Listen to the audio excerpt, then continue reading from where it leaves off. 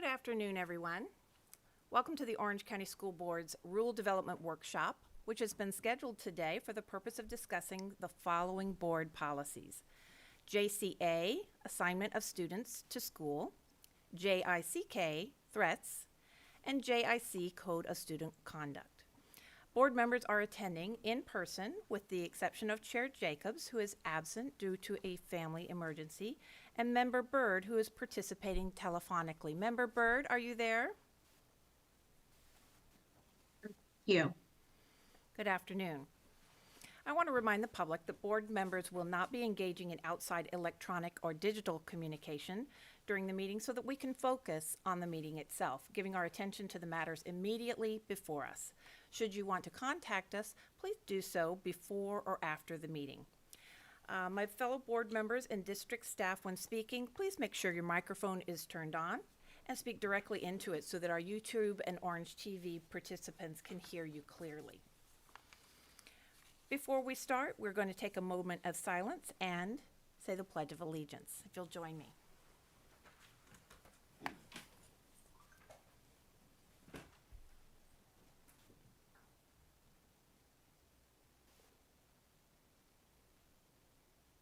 And now the pledge. I pledge allegiance to the flag of the United States of America and to the republic for which it stands, one nation, under God, indivisible, with liberty and justice for all. Thank you. So the school board will only be hearing public comments on the school board policies that we have just mentioned. This is not a regularly scheduled school board meeting, so there will be no pre-agenda period in which the public normally addresses the school board on topics that are related to the work of the board that day. Should you wish to address the school board on another topic, please do so at the next regularly scheduled board meeting, which will be on May 25, 2021. In order to provide governmental transparency as well as reasonable opportunities for the public to access and participate in the decision-making process, new protocols were established to comply with various executive orders and administrative orders at the federal, state, and local level, including but not limited to the governor's executive orders and the emergency executive order issued by the mayor of Orange County.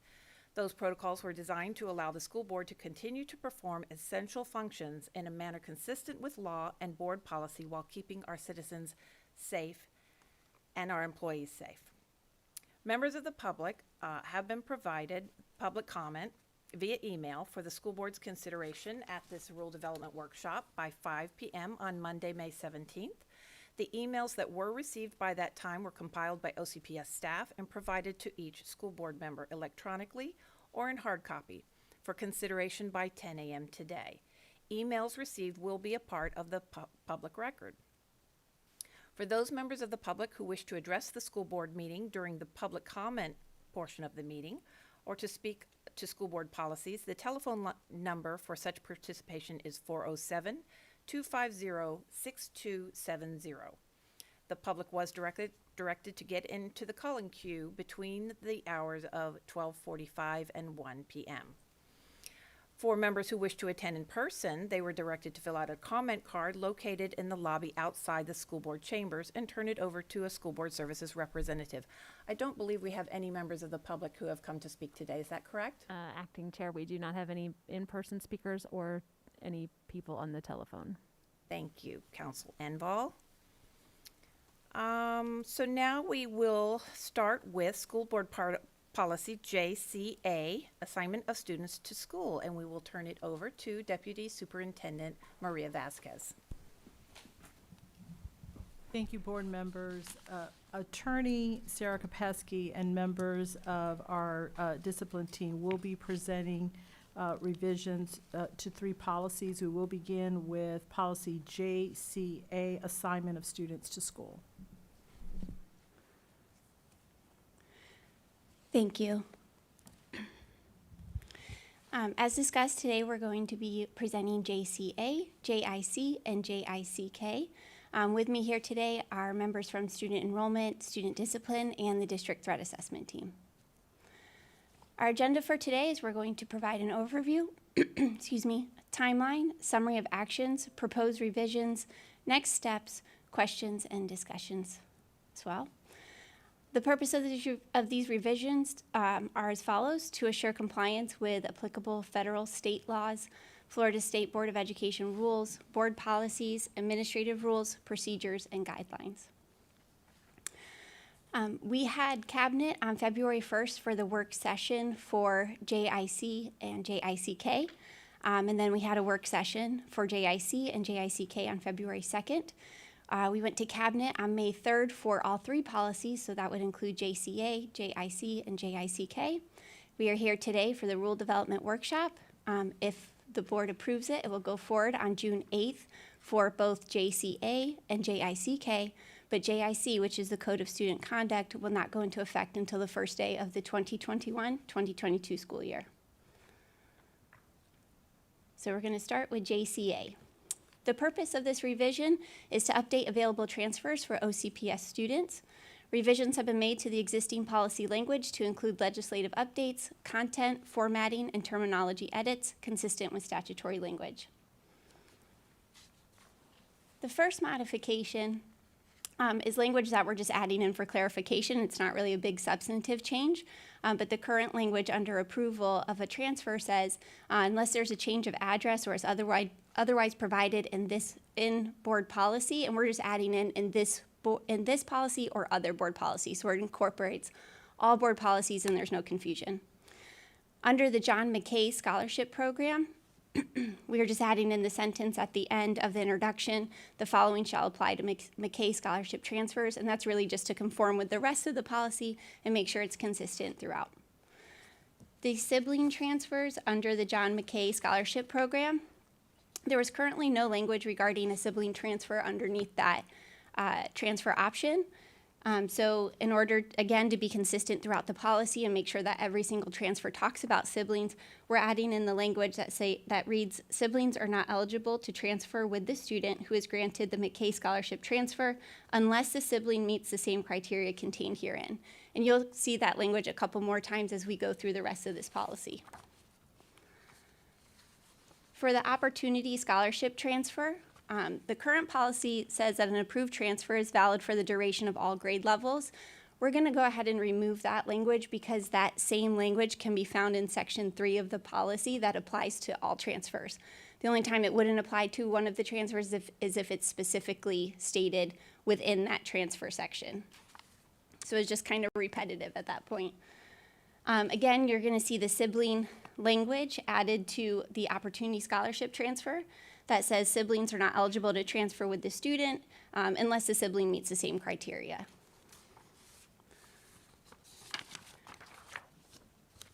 The academic transfer time frame.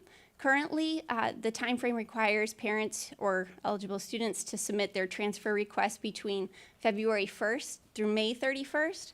That time frame is being shortened from February 1st through April 30th. And the reason for that is because it provides student enrollment with the opportunity to make sure that they get all of the transfers reviewed and they're either approved or denied before the start of the school year. So they want to make sure that they get everything taken care of before the first day of school. Again, the sibling language is also underneath academic transfers. And siblings are not eligible to transfer with the student unless the sibling meets the same criteria.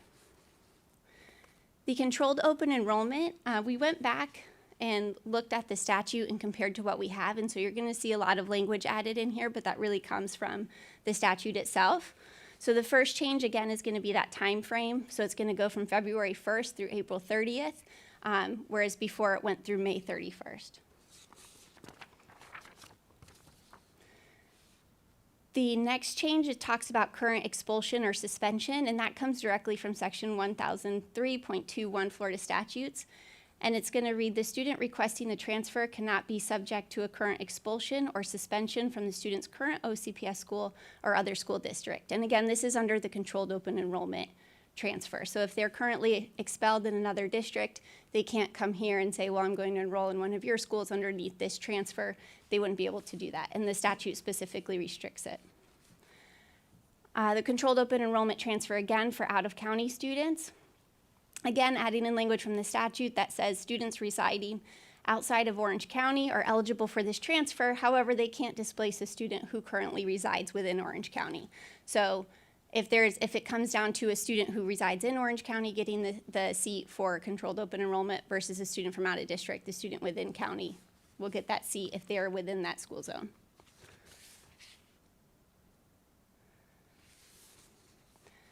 The next addition also comes directly from statute, and it's about the controlled open enrollment transfer, interscholastic and intrascholastic activities. So it will read, students may participate in interscholastic and intrascholastic extracurricular activities if they are enrolled at an OCPS school under this transfer. However, the student may not participate in a sport if the student participated in the same sport at another school during the same school year, unless the student meets one of the following criteria. 1, they are a dependent child of an active duty military personnel who has moved as a result of military orders. 2, the children have been relocated due to foster care placement in a different school or zone. Or 3, the children are moved due to a court-ordered change in custody due to separation or divorce, or the serious illness or death of the custodial parent. Also under controlled open enrollment, you're going to see that sibling language again, but this time it's a little bit different than what we've discussed previously. This one will read, siblings of an existing K through 4, 6 through 7, or 9 through 11 student may apply for a controlled open enrollment transfer to the same school as the student granted the initial controlled open enrollment transfer, so long as the school has an available seat for the sibling.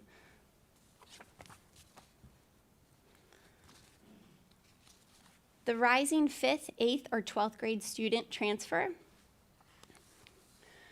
Again, just modifying that sibling language a little bit. The current policy says sibling transfers are not applicable, but we're just changing it to match the rest of the policy. So siblings are not eligible to transfer with the student who's granted the rising transfer unless the sibling meets the same criteria.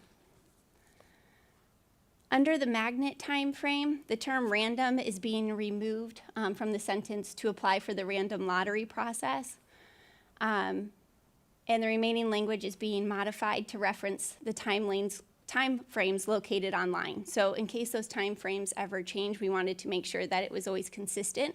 And if they do change, we can change the online time frames, and the policy will reference that website. So it would instead read, to apply for the lottery process, applications are accepted as detailed on the school choice webpage located at www.schoolchoice.ocps.net.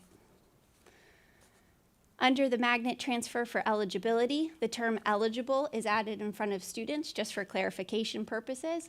So the policy would now read, magnet transfers are granted for eligible students who apply and accept an offered magnet seat. I apologize, I missed one there. The next transfer is the medical transfer, and again, we're going to discuss the siblings portion.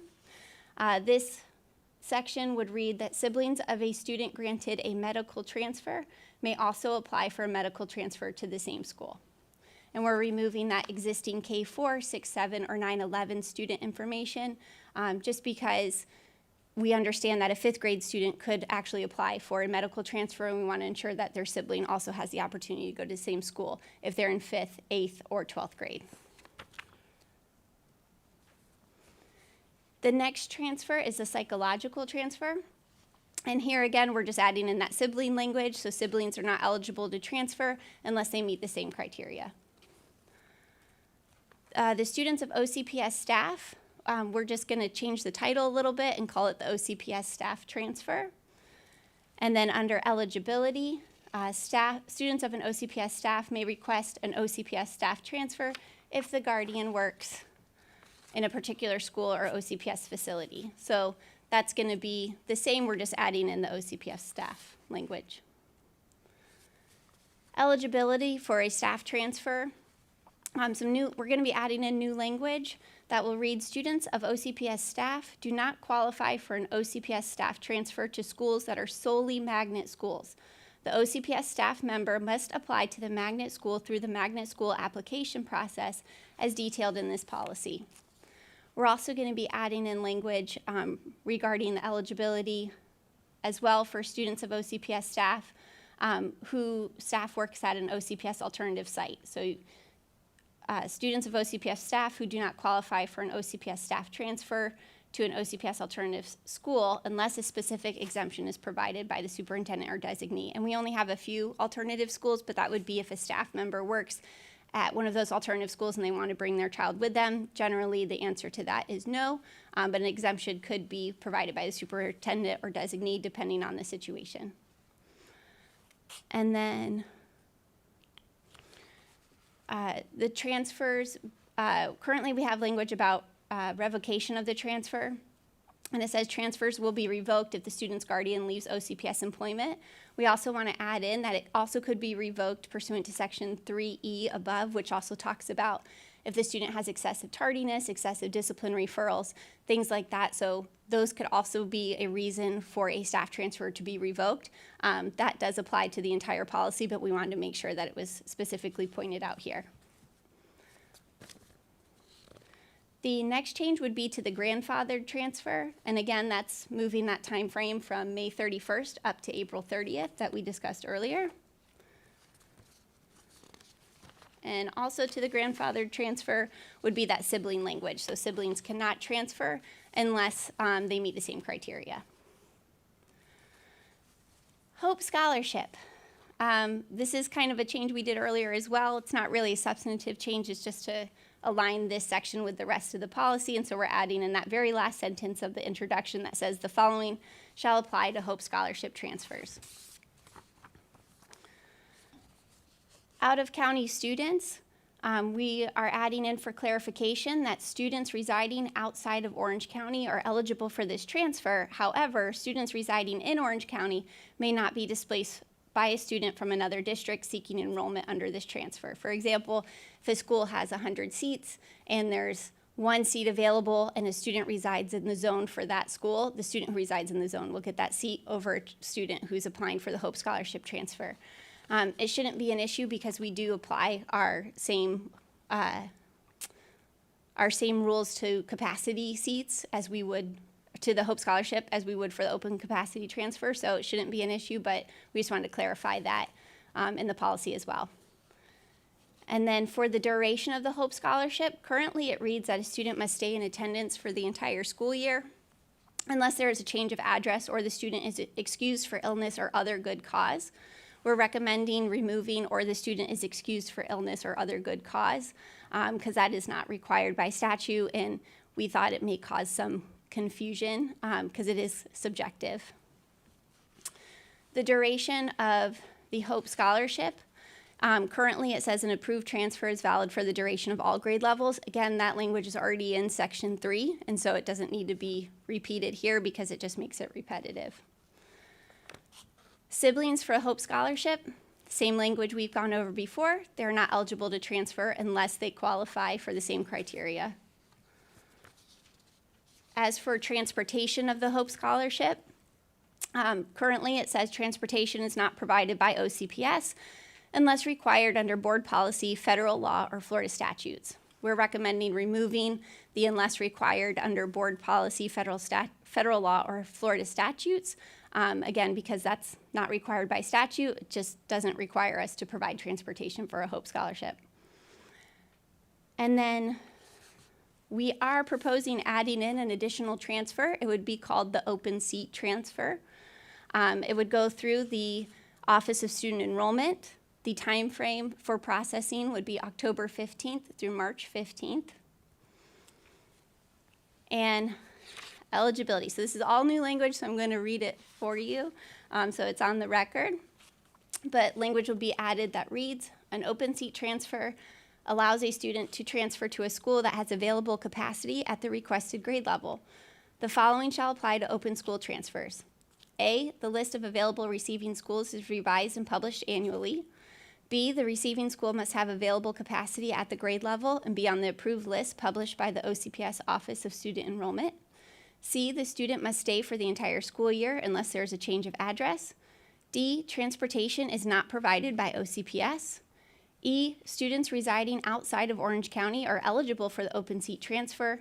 F, the list of approved receiving schools may be modified by OCPS based on programmatic changes or volume of requests. And G, an approved transfer may be revoked if the transfer is not utilized within the time frame specified on the approved letter. And then the siblings portion of this one is going to align with what's written in the controlled open enrollment transfer. And it will say siblings of an existing K-4, 6, 7, or 9 through 11 student may apply for an open seat transfer to the same school as a student granted the initial open seat transfer, so long as the school has an available seat for the sibling. Those are all the changes to JCA, assignment of students to schools.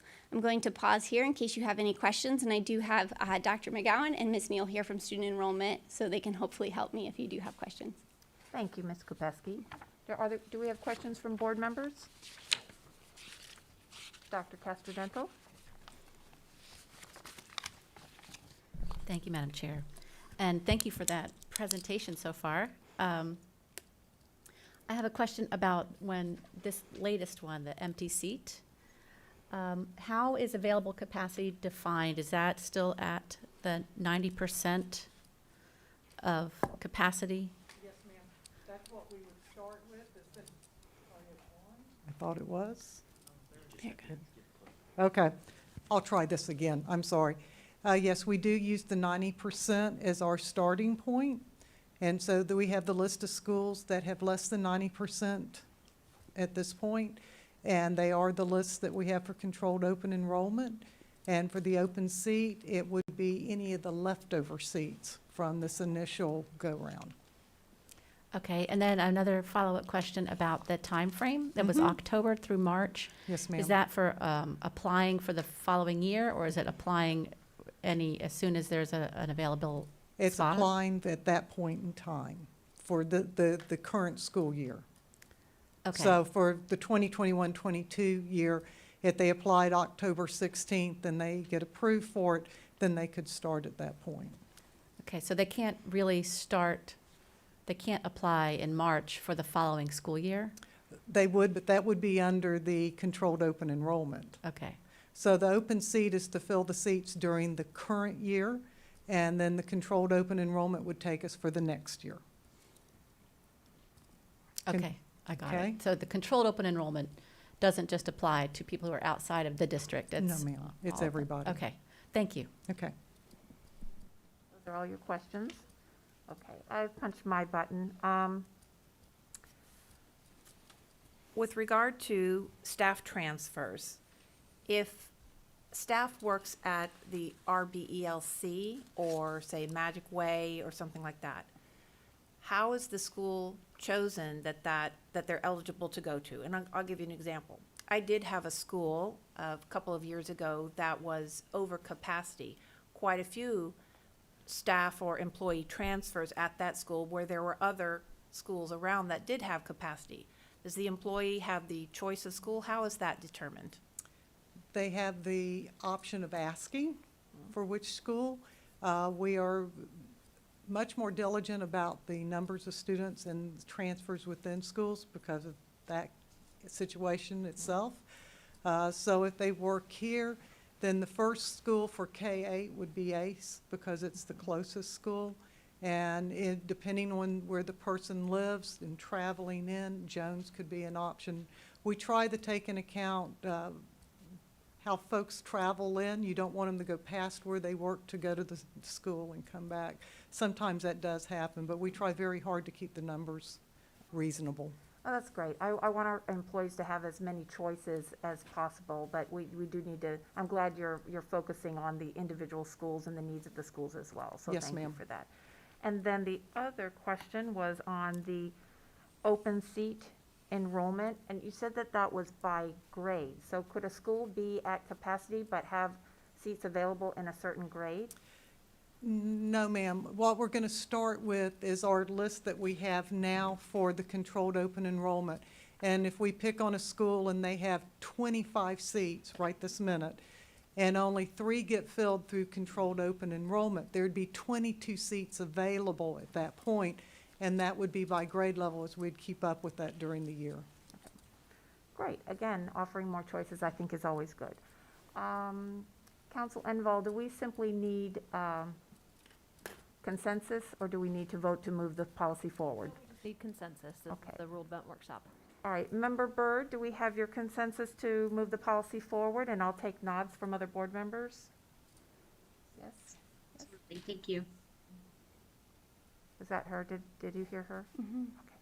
All right, thank you. All right, then we have consensus to move forward with policy JCA, and we will now move on to policy JICK, threats. Madam Chair, if I may, I believe Melissa Byrd has asked to speak. Member Byrd, you're recognized.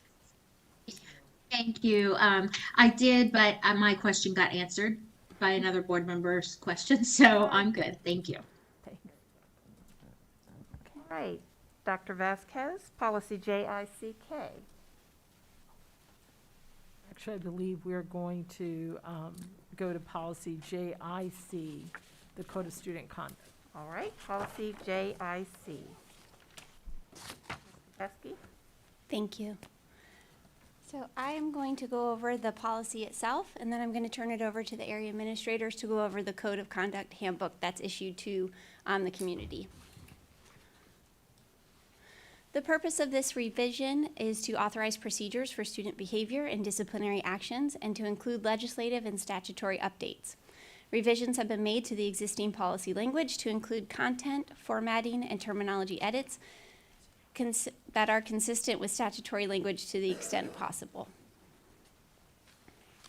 The first change within the policy is going to come in the introduction section, and new language will be added, if approved by the board, that will read, the Code of Student Conduct will be reviewed and adopted annually. If the Code of Student Conduct is not adopted prior to the start of a new school year, the most recent code or Code of Student Conduct will remain in full force and effect until such adoption by the board occurs. And although we don't foresee this happening, that's really for those last-minute legislative changes or something like that that should come along. We just want to make sure we have a Code of Student Conduct in place should there ever be something that happens and we're not able to adopt it before the first day of school. Excuse me. The next change will be under student detention, searches, and seizures. And currently we talk about how a principal or an instructional staff employee may temporarily detain and question a student that's about to commit a violation of Florida statutes or board policies. We're recommending adding in, including the Code of Student Conduct, because although the Code of Student Conduct is technically a board policy, the community may not know that, and so this is really just clarification for the reader. Again, under student detention, searches, and seizures, this is a long one, so I will summarize it. But basically, throughout this section, we talk about searching a student's belongings, their locker and/or vehicle, and this is really just putting everything together. So instead of having a separate section for vehicle or a separate section for locker, we're culminating it and putting it all in the same paragraph. So instead of saying the principal or designee may search a detained student or a student's locker, it will now read may search a detained student, the student's belongings, vehicle, and/or locker for purposes of disclosing the presence of items herein provided. The next proposed change would be also under student detention, searches, and seizures, and it's just adding in that any OCPS employee who searches a student or their belongings, vehicle, or locker shall have completed OCPS search training prior to the search. That's a practice that we currently already require of our employees, but it's just putting that into policy as well. Also under student detention, searches, and seizures, adding in the language that strip searching by OCPS employees on board property is strictly prohibited. That is not something that we currently practice, but again, just having it in policy so that way it is part of our rules, we just thought was a good idea.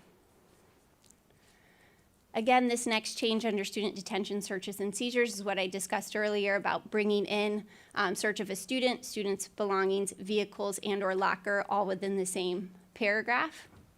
And then also adding in the Code of Student Conduct after board policy so the reader's clear that the Code of Student Conduct is also a board policy. Currently, under student detention, searches, and seizures, there is a section talking about student vehicles are subject to search, but by adding in the student vehicle to the prior paragraphs, we're recommending removing that language because it's already stated above.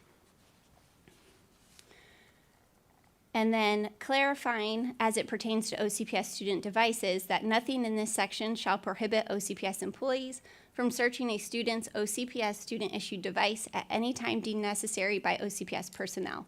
Reasonable suspicion is not required to conduct a search of an OCPS student-issued device because it is technically our property, and that is the same reason why like a teacher can go into land school and see what a student is currently doing on their computer.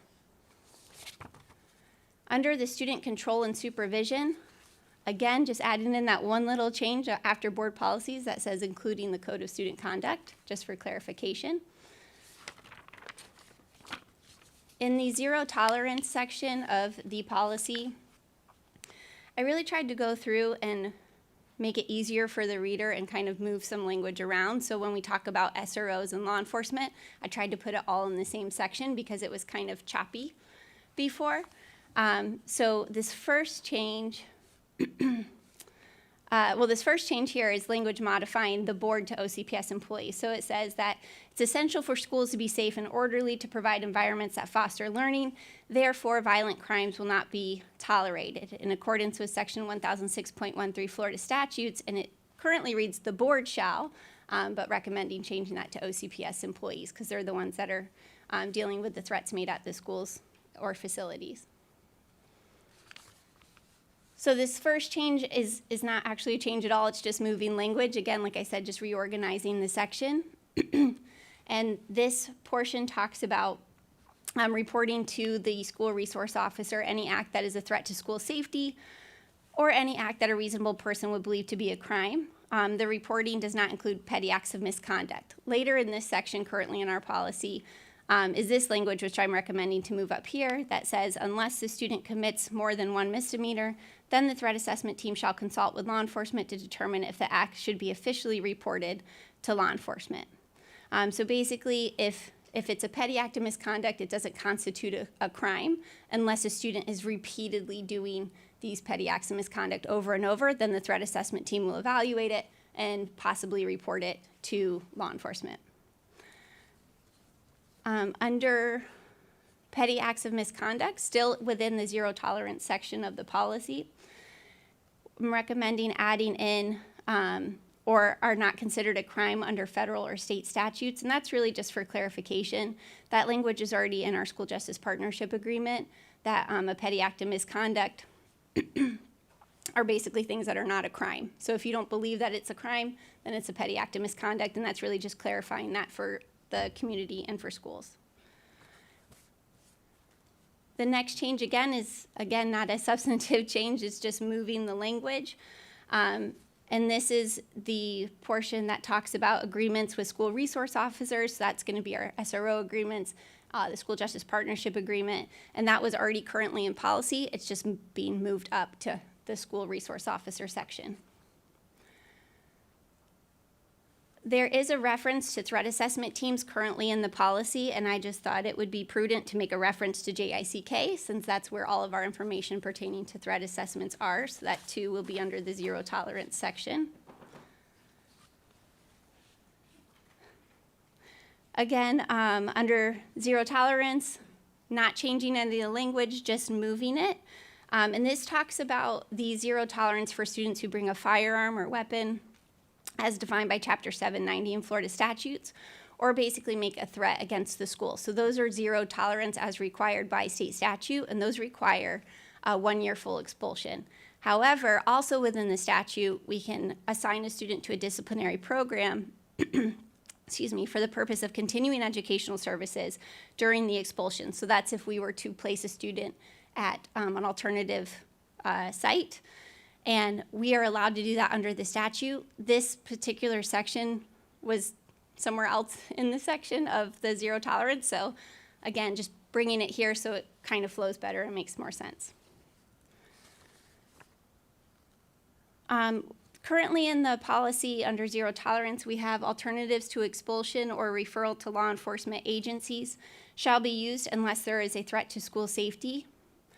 That's being removed to resolve the conflict with the school justice partnership agreement language. So we're going to remove or referral to law enforcement agencies, and instead the portion would read Alternatives to expulsion for violation of this zero tolerance policy shall be used unless there is a threat to school safety. And then the last change in the policy, which you'll also see in JICK when we go over that, is adding in a portion about the school environmental safety incident reporting, which we call SESR. Currently, that language is in JICK. However, we thought it would be better in JIC because JIC will encompass all the disciplinary infractions, not just threats. And so it's really just moving that language from JICK to JIC, and it reads, incidents related to school safety and discipline shall be accurately reported in a timely manner to the Florida Department of Education, Office of Safe Schools through the School Environmental Safety Incident Reporting Structure. OCPS will follow rules established for the requirements of SESR by the Florida Department of Education, Office of Safe Schools, and that is required by Section 1006.07 Florida statutes. With that, I'm going to turn it over to Ms. Joyner so she can start the Code of Student Conduct Handbook.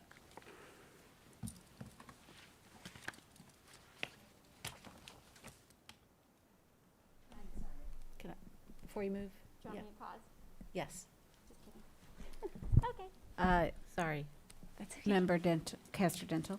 Thank you. Just a question. I understand that the code of conduct that we have is, applies to everybody equally. And I wonder if there is some flexibility, however, in the statutory language that would allow for input from faculty and administrators as to the consequences that are given to younger kids. In particular, I'm thinking about whether it's appropriate for times when we have younger kids in elementary school who go to positive pathways.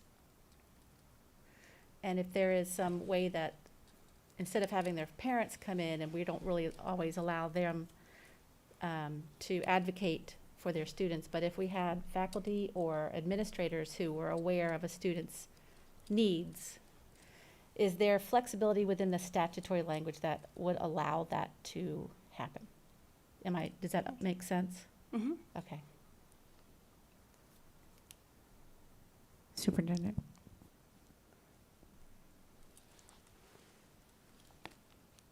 When we are looking at consequences for all students, regardless of grade level, we look to our procedures manual and the code to make sure that we have consistency for all students regardless of their circumstance. In addition, when we're looking at students, the parents have the opportunity to have advocates speak on their behalf, and many times when we're looking at particular cases, you've mentioned positive pathways, for an elementary student, we do look at the appropriateness of the consequences. There have been conversations prior to the pandemic as to whether we needed to look at an elementary positive pathways as opposed to one that is K-12. We will begin to have those conversations again, but we are approaching a slippery slope when we start to deviate from our procedures manual and the code of conduct and making sure that all of our children are afforded due process. But we could certainly make sure that the information related to teacher participation and any other advocate that could speak to the child is presented more clearly so that parents can avail themselves of that opportunity. Thank you. I appreciate that. Member Gala. Thank you, Madam Chair. So kind of along the lines of what Member Castor Dental was referring to, I'm concerned that we do have these policies that go from K through 12 because a 10th or 11th grade child is aware of their actions and the actions that they do, a 5 or 6-year-old is not. And so for similar things to happen in that age range, And for those children to kind of receive the same consequences, I do think there needs to be a delineation between those age groups, because you can't expect a 6 or 7-year-old to be aware of what sexual harassment is like a 12 or 13-year-old would be aware or understand what sexual harassment is. They just cognitively don't have the same mindset as an older adult. And I know that there's been instances where, because of our policy, that young children have been adversely affected and they get due process, but we've had families have to hire lawyers at an expense and really hardship and a mental hardship for the families and the students. So I just want to be cognitively aware that I don't know that it should be a one-size-fits-all when we talk about age with our students. And I have had some complaints and some situations that have come before me that have given me pause that maybe we need to look at our process to make sure that we're being fair to all of our students, because like I said, they're not all cognitively on the same level or understand. So when we go over the Code of Student Conduct, we do have some exciting things that we're going to be doing for our elementary students. Okay. That, I jumped the gun. No, you're good.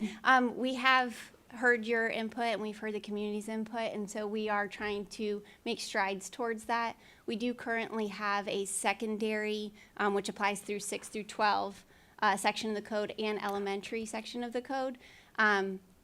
They are very similar, but the elementary is more in student-friendly, younger student-friendly language.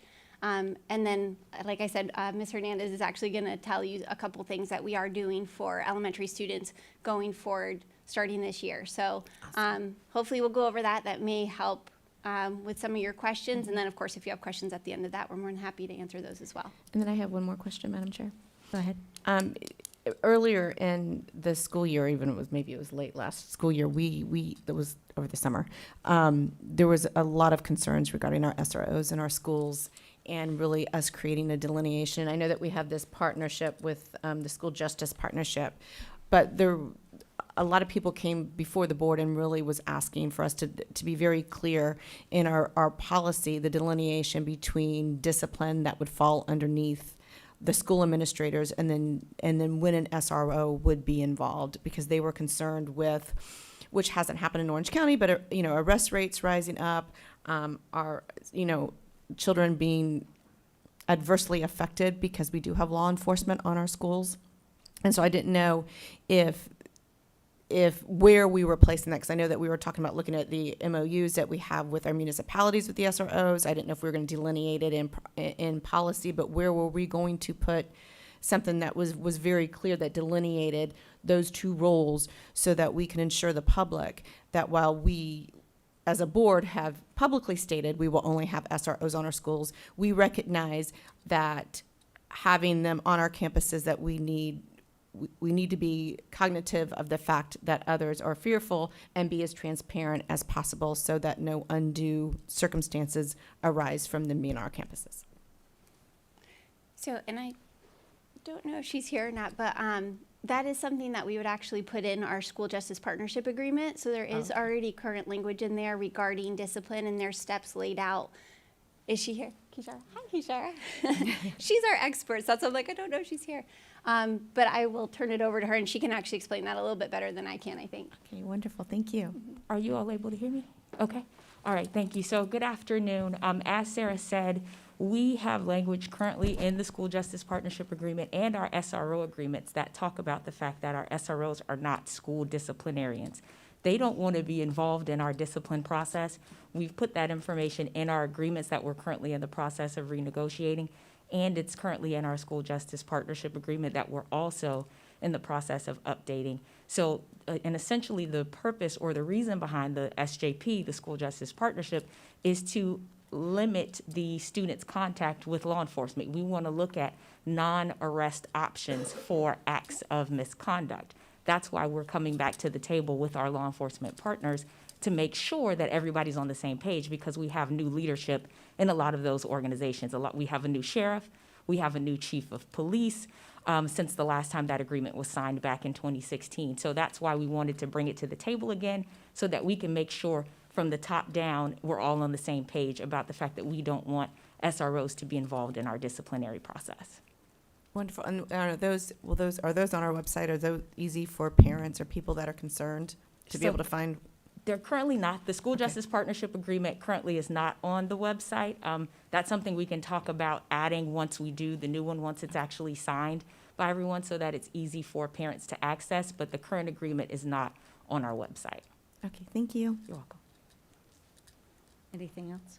Thank you, Chair. I pushed my button as well, and I think we're going to hear this as you go through the code of conduct as I glanced through that, but I think it's really important that we approach every single policy and the code of conduct with the whole child in mind and that whole social emotional learning, especially as we go into a year where people are going to feel change again, right? Even going back to quote unquote normal, whatever that's going to be, which probably won't be exactly like it was prior to the pandemic.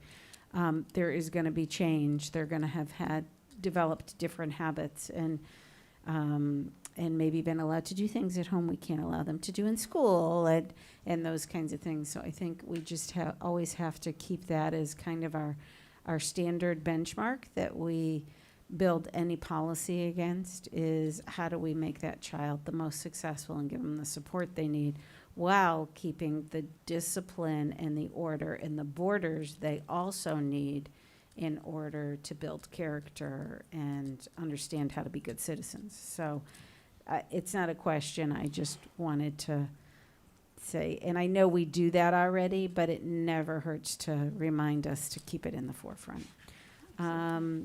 Okay, I know I'm coming in late, and my apologies for that. And Member Byrd, did you have any comments or questions on this policy? No, I'm fine, thank you. Okay, then we're ready to move on, and I think we're going back to, or you're going right into code of conduct. Yes, so Okay. we reviewed JIC, the policy itself, which adopts the Code of Student Conduct, and I'm going to turn it over to Ms. Joyner, and she's going to go through the Code of Student Conduct with you.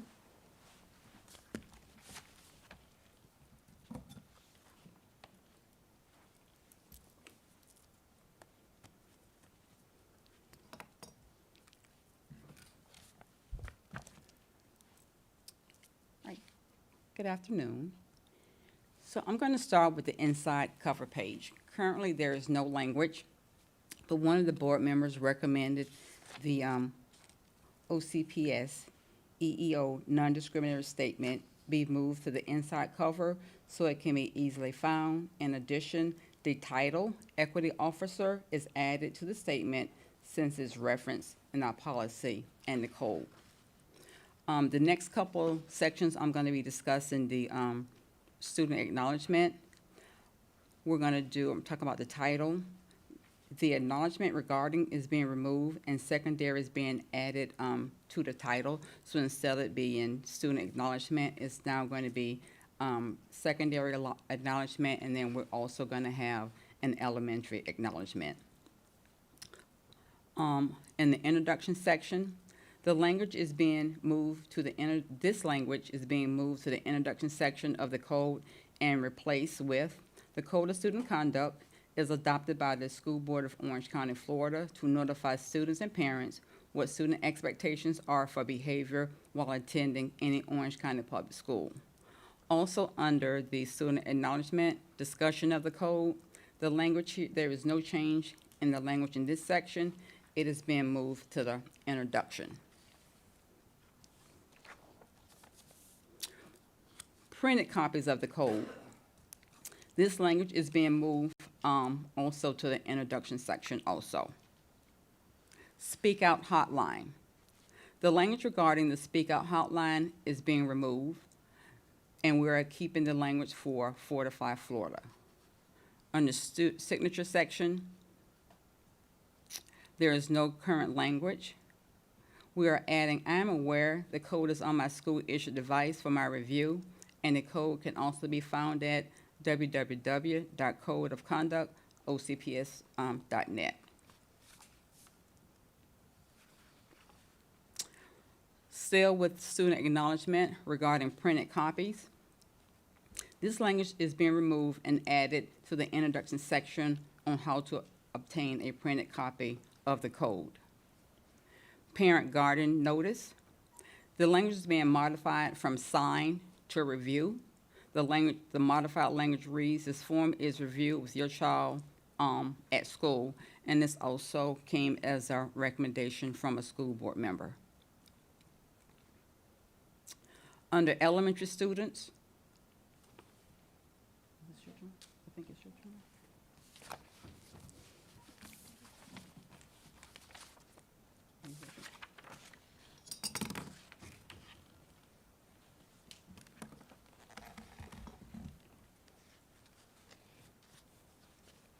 Good afternoon.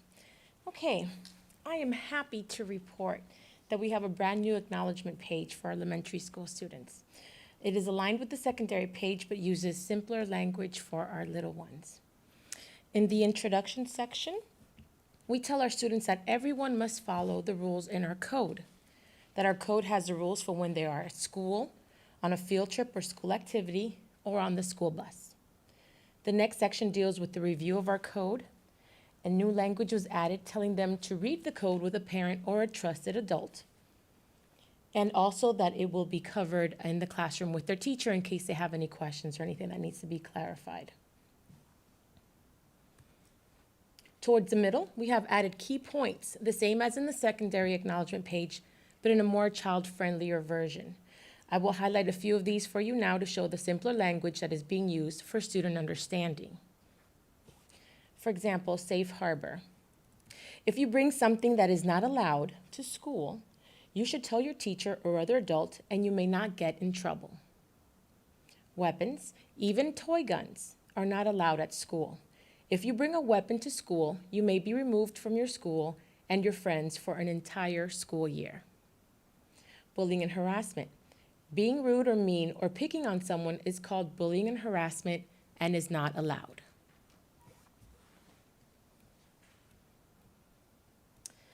Keep your hands to yourself at all times. Threats. So we thought, how can we make threats a little bit friendlier for students to really understand what it means to make a threat? So telling other students or adults that you want to hurt them or act like you're going to hurt them is called a threat. The teachers and other adults at school want to make sure everyone is safe. So even if you were joking, you may get in trouble for saying or doing certain things. And sometimes we get that in elementary schools where kids said, well, it was just a joke. So now we want to clarify them. Even if you're joking, you may get in trouble. Discipline investigation. This is going to reach the concerns of some of the parents when they're calling about, my child was asked questions. So now students are also on notice. If you or someone you know breaks a rule at school, you may be asked questions about it. The person asking you questions may also ask you to write down what you saw or did. If you do not want to say anything, that is okay too. Just let the person know who is asking you questions. And then for searches, if a teacher or other adult at school is concerned that you have something that is unsafe, they are allowed to look in your backpack and other belongings. Then we have the elementary signature section. It's also worded a little bit differently than the secondary page. It says, did you know the code is on your school issued device and can also be found at www, and then it gives you the website there. And then we also added language that matched the secondary acknowledgement in regards to the parent guardian notice. Okay, so that's for the acknowledgement page. At this time, I'll turn the presentation back to Ms. Joyner.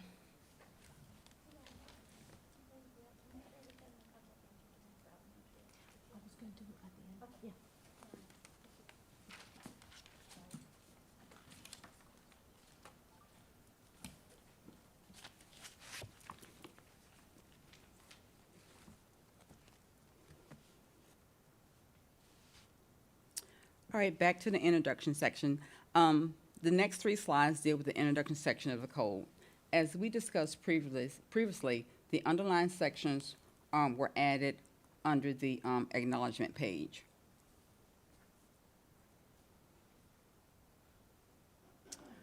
All right, there was no language to explain to the community our procedure if the code was modified during the school year due to a change in policy or state statute that would affect the code. We are adding, should a section be impacted by an amendment during the current school year, the Orange County Public Schools Code of Student Conduct will be updated to reflect the amendment as adopted by statute or board policy. A red line version of the amendment and footnote with a detailed explanation of the update will be accessible online at www.codeocps.net.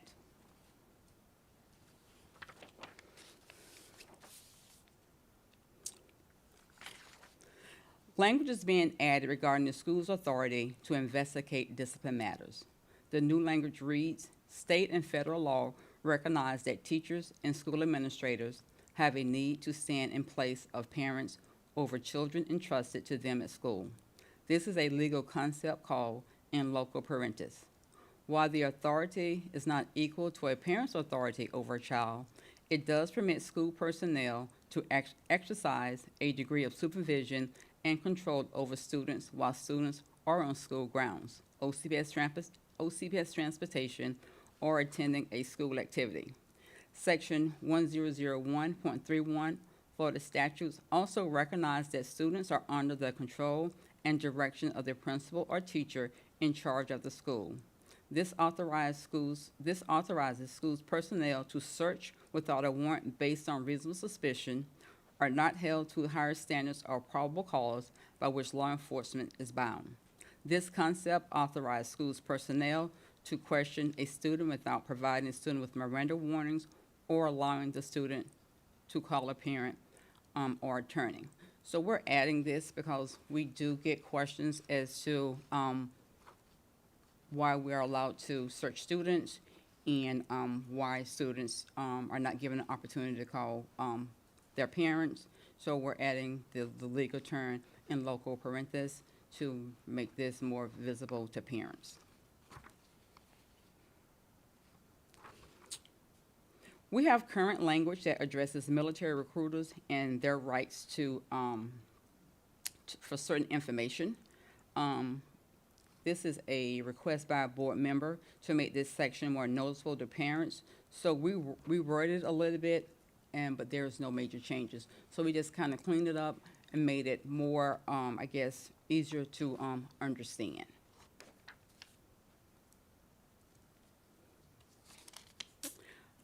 All right, under student rights and responsibilities, student discrimination, this is brand new language. I'm going to read it word for word. Language is being added that reads Board Policy JB, entitled Equal Education Opportunities, define discrimination as conduct which deprives the victim of the opportunity to participate in education programs or activities on the account of race, color, religion, age, sex, national origin, marital status, disability, sexual orientation, genetic information, genetic identity or expression, language spoken, homelessness, or any other reason prohibited by law. Students attending OCPS shall be treated according to a unitary code which applies equally to all students. All activities, extracurricular and curricular, which are sponsored by OCPS shall evidence respect for the individual student. Every reasonable attempt shall be made to ensure that activities do not disparage or offend any student on account of discrimination. If a student believes they are a victim of discrimination based upon any factor identified above, the student is encouraged to report the alleged discrimination to school administration to investigate. The victim may also file a grievance complaint with the OCPS equity officer to investigate the allegation. The equity officer for OCPS is Kashara Cowens and is located at the Ronald Block Education Leadership Center. It gives the address and the district's phone number.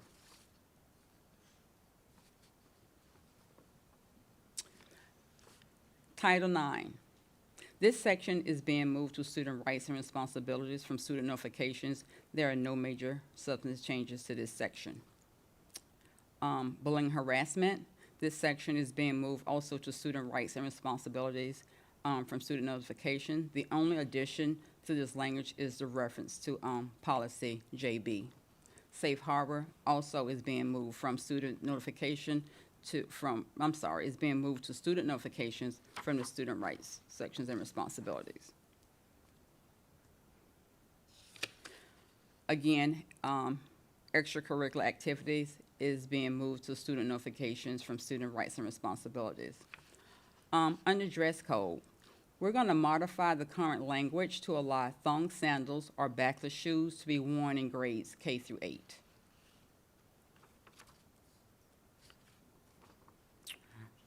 Threats. The terms direct and indirect threats are used throughout the code. We are defining the terms in the student notification section. A direct threat may include a specific act or a specific victim. A direct threat is delivered in a straightforward and clear manner, such as making a threat verbally or writing directly to the victim. Indirect threats may be unclear or hidden. Indirect threats may not state a specific victim, or there is no intent that the threat be heard or seen by the victim, such as writing a threat that is not shown to the victim. Student parking and school locker search. Language is being added to include school employees. School authorities have the right to inspect any student's vehicle and or lockers in order to protect the health, safety, and welfare of all students and school employees.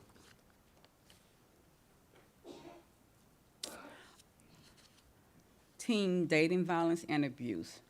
The reference to policy JB is being removed to the end of this section for clarification purposes.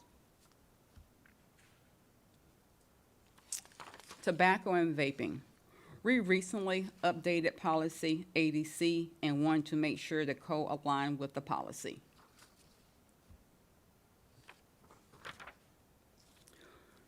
Court orders and felony suspensions. All right, this is new language. Language is added to reference felony suspensions or expulsions and court orders. The new language reads, if a student is formally charged by a prosecuting attorney for an felony offense or an offense that would be a felony if committed by an adult, a felony suspension proceeding may be initiated against the student as permitted by Section 100609 Florida statutes. Additionally, information can be found in Section 6 of the code. In addition, if a student has a no contact order with other children or students, the student may be removed from their current school of enrollment and placed in another OCPS school or program. Additional information regarding no contact orders and felony offenses can be found in Section 10613 Florida statutes and board policy JIC entitled Code of Student Conduct. All right, MAO made several language modifications to restorative practices, and I'm just going to read it word for word. Language is modified to reflect the current goals of restorative practice and reads, OCPS has implemented restorative practices to address the unique needs of students who have committed behavior offenses in violation of the code. Incidents that may qualify for participation in restorative practices include, but are not limited to, disrespect, insubordination, and altercations. A trained school staff member, administrator, teacher, or counselor facilitates restorative practices, conflict resolution, restorative circles with the person harmed and the person causing harm. Restorative practice promotes inclusiveness, relationship building, and problem solving. Some restorative methods include using effective statements, restorative questions, community building circles, and conflict resolution circles. Language is modified to reflect the current goals of restorative practice and reads, restorative practice also aims to build a school culture that focuses on developing and maintaining relationships among educators and students. Through restorative practice, all voices are heard as problems are addressed and solved. Restorative practices teach the social, emotional, and conflict resolution skills necessary to reduce conflict. Successful completion of restorative practice can serve as an acceptable consequence in lieu of an external suspension or an appropriate disciplinary response. Again, staying under student notifications, truancy, the age range is being modified to reflect the requirements in sections 322.01 and 1003 6.27 of Florida statutes, and the age range is 14 to 17 years of age. Now we're going to move to student discipline response code for secondary, post-secondary, and elementary. So on the student discipline investigations, think we already addressed in local parentis. We're just adding this as a reference here as well.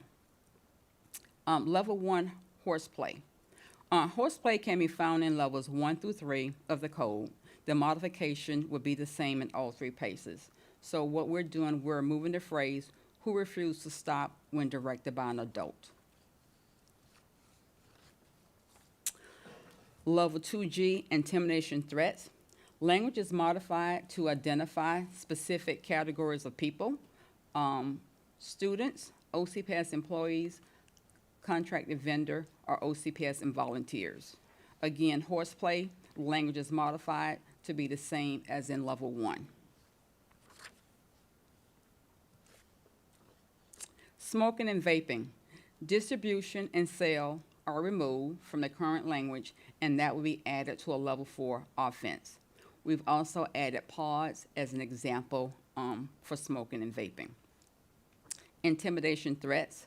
The language in the level 3 threat is being modified also to identify specific categories of people, which are contracted vendor and OCPS volunteer. Again, level 3 AA, horseplay. The modification for level 3 horseplay is the same as the level 1 and level 2 modification.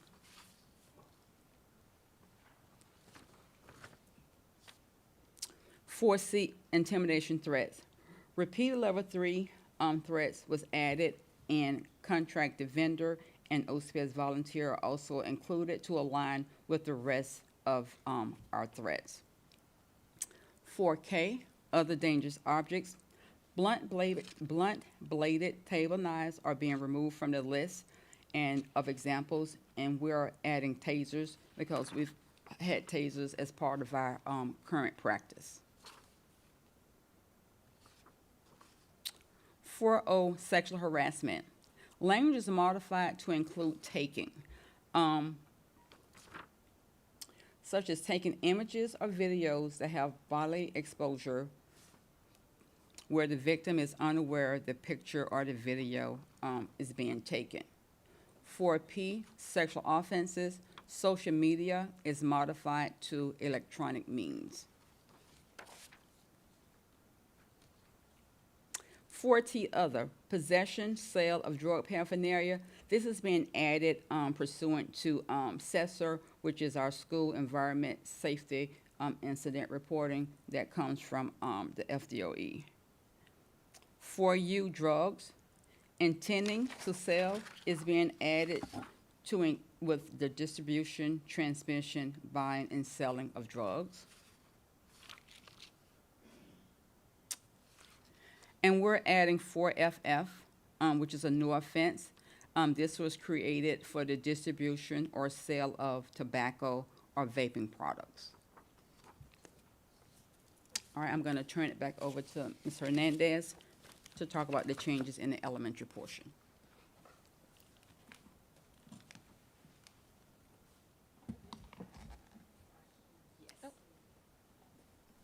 Would you like us to No. just go all the way to the end, or go ahead and, I'm not sure what you decided. It's really at the pleasure of the board, but I know it's a long presentation, so you may want to ask your questions now before we I think that would be good before we get too far away from the pages they were on. Member Castor Dental.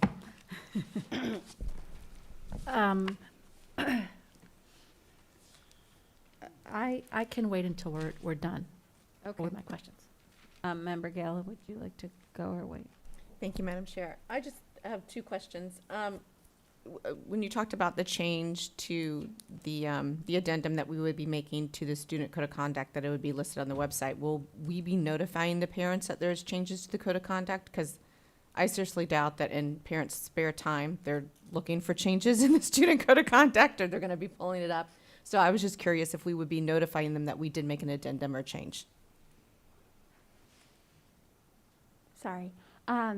that is something that we can definitely discuss. I think that it would be proper to do that, especially like some sort of Connect Orange or something like that. But that's definitely something we can work on the management side and see if that's something we could do. Okay. Okay. That'd be, cause just because especially if it's something substantive that could impact their student, they'd be like, I didn't know, like there was a change and. Absolutely. Okay. And then my second question is, I understand the rule that we're in charge when the students are at schools, but if a student requests that they want their parent called prior to talking to everyone, is it our policy that we allow that student to call their parent? Do you want me to answer? Yes, we would. So when a student is given a witness statement, all of our witness statements at the very top say, I choose to make a statement, and then they check, or I choose not to make a statement. So they have that choice at the beginning. And then if a student says, I'm not talking to you, I want you to call my parent, absolutely, we'll let them do that. We don't restrict them from calling their parent if they ask. Okay, great. Okay. Thank you. Member Felder? Yes, thank you. I just had a general question. I'm trying to figure out the language, like, what is a pod?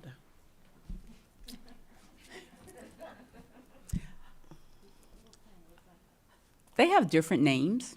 Mm-hmm. So a pod is, it can look like my pencil, and it has an attachment.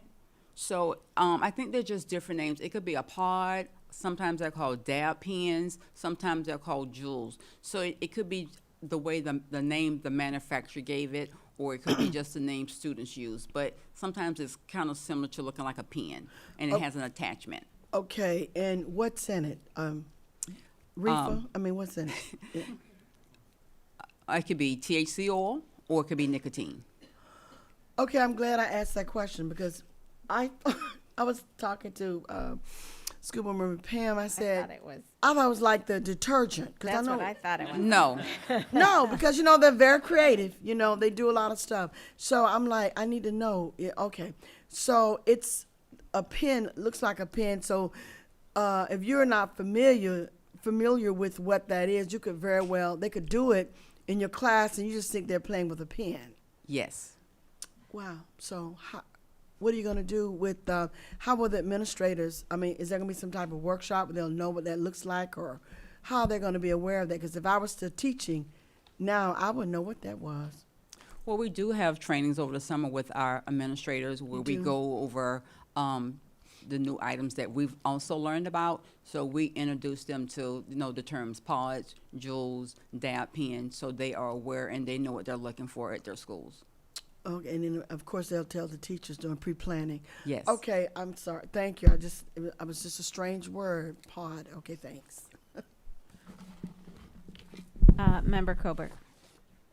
Just two quick comments. I want to let you know how pleased I am with the revised language for the younger students to make that much more understandable and on their level. I used to be the nerd parent who would sit at the dinner table with my two young boys and go over the student code of conduct and say, now you know what this means and you know what that means, and now they can read it and understand. But I'm very pleased with that change in the code.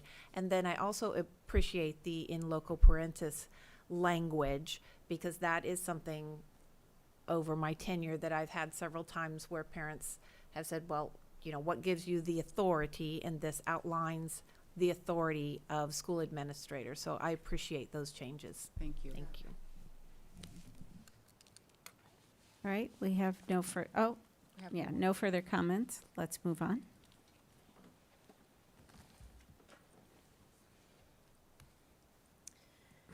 Okay, so for level 1 and 2, this is for the elementary response code.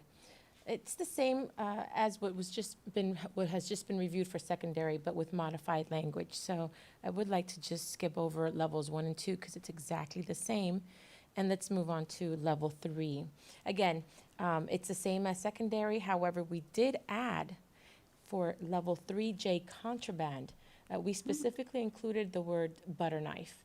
And this addition was made because we have a few instances in elementary schools where kiddos are bringing in a butter knife to cut an orange or maybe their chicken during lunch. So we wanted to make sure that schools were reviewing that with the students, that they know that they are not allowed to bring that to school, and what the consequence, of course, for that could be.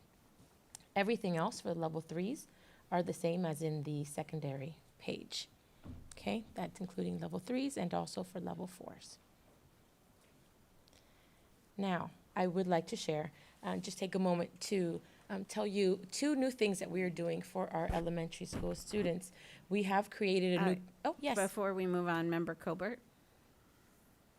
I apologize. This is just a clarification on the butter knife.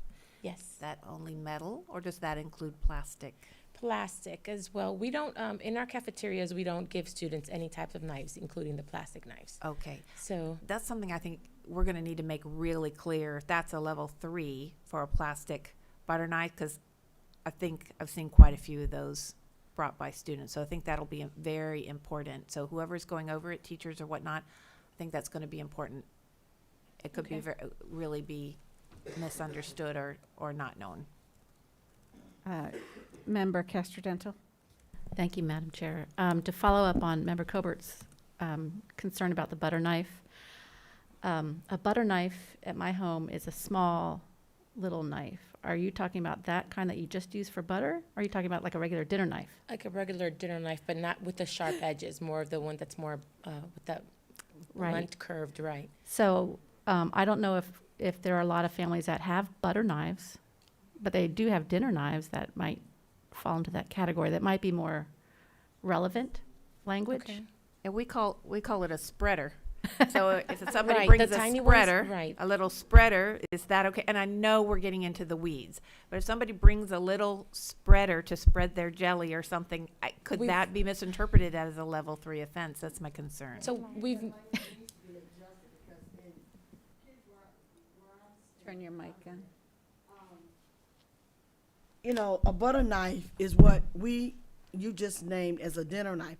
Many of them might even understand the language of a butter knife, which is a little short little knife for spreading jelly. So perhaps in the language, because a kid coming with a bagel and cream cheese, they're going to have a spreader. But a kid where I live, a butter knife is really a dinner knife. They would bring that. You know what I'm saying? So I don't know, but I think that language needs to be adjusted because some parents, what do you mean he's eating his biscuit with his jelly? Well, how's that an offense? You know what I'm saying? So at some point, I know it seems picky and petty, but I think it needs to be for some parents that think, you know, that they're being picked on. So that language needs to be adjusted and maybe described and explained, because that's a good point. Because we know it is a spreader, but they may see it. They may not know what that is. Okay? So if I could just, Member Castrodental, did I'm you have a sorry. follow-up? That's okay. No. No, okay. can I just jump in really fast? So we initially had it as a level 4, and it was called a blunt bladed table knife. And when we sat down, we were like, well, it's very descriptive, but will an elementary student know what a blunt bladed table knife is? And so we're like, well, what else is it called? And that's when we came up with butter knife. But now that you're pointing all this out, that does make sense. So I'll get with Ms. Enval and see if we can maybe clarify that. I don't know if that would be a substantive change or a clarification change, but it is definitely something that we can look at. So I have a follow-up on that. Is a metal spreader knife that's traditionally called a butter knife, are they able to bring that to school? Because they come in different shapes and sizes. Or is it just no knife at all? And then how do the kids spread their jelly or cut their apple? spoon, you can spread jelly with a spoon. The issue is, we don't have the issue with the kids that are bringing it to spread it, right? The issue is it drops from the backpack, someone else picks it up, and now it's being used as a to make a threat towards another student or to hurt someone else. So it's easiest to say Yeah, we no get it. knives whatsoever, because then, I mean, there's always going to be a new knife or a new something little that we're not aware of. So it's easier to cover that with the students and say absolutely no knives. You spread your jelly with a spoon, your cream cheese, and those are great opportunities for our teachers and our administrators to speak to our kids, you know, when they're reviewing the code and what you can and cannot bring to school. Okay, any further questions on our butter spreader knife? All right, let's move on then. The butter. Okay, so we have a brand new Canvas course for our kindergarten through 5th graders. Currently, we have one for middle and high school, but we've created a brand new one. It is kid-friendly, very easy language for them to understand, and colorful pictures as well, okay? We have received input from our elementary school teachers who have actually reviewed it with their class as just a practice, and we have received recommendations and have modified the course for those, using those recommendations. So we're very excited to have that. Students will be able to access that on their school-issued laptop, their iPad. They can review that with parents as well, and it's something that they can do several times during the school year, okay? So again, kid-friendly with colorful pictures to keep their interest. And also very exciting is that we have a brand-new, first-time ever Orange County Public School activity/coloring book for kindergarten through second graders.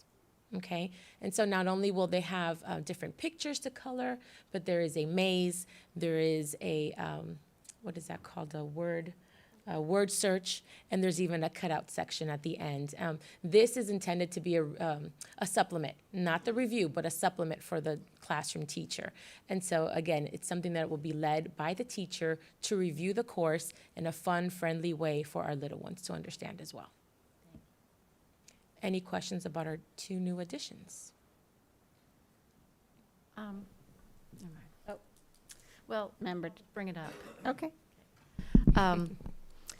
Thank you. I was going to ask about some resources for the younger kids, for the teachers to use. So I'm glad that that's already underway. That's really important because it's really hard to be a teacher to go over these things with younger kids and have it make sense and keep their attention. And is this going to be in Spanish or Haitian Creole? Do we The know? activity book? Or Or the code of conduct? Is The it code of printed or- conduct, yes, the code of conduct.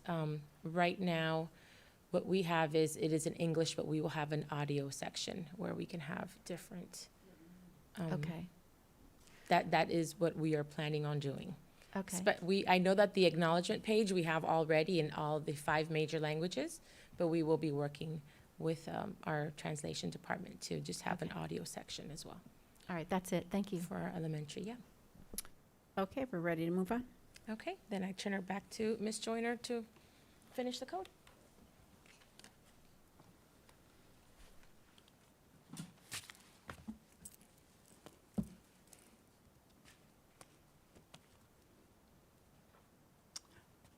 All right, we've added a new level 4FF, tobacco and vaping. This new offense is created for the distribution or sale of tobacco and vaping products. Now I'm going to move to procedures for disciplinary action. We do have procedures for levels 1 through 3 if a parent is not happy with the referral that was given to her child.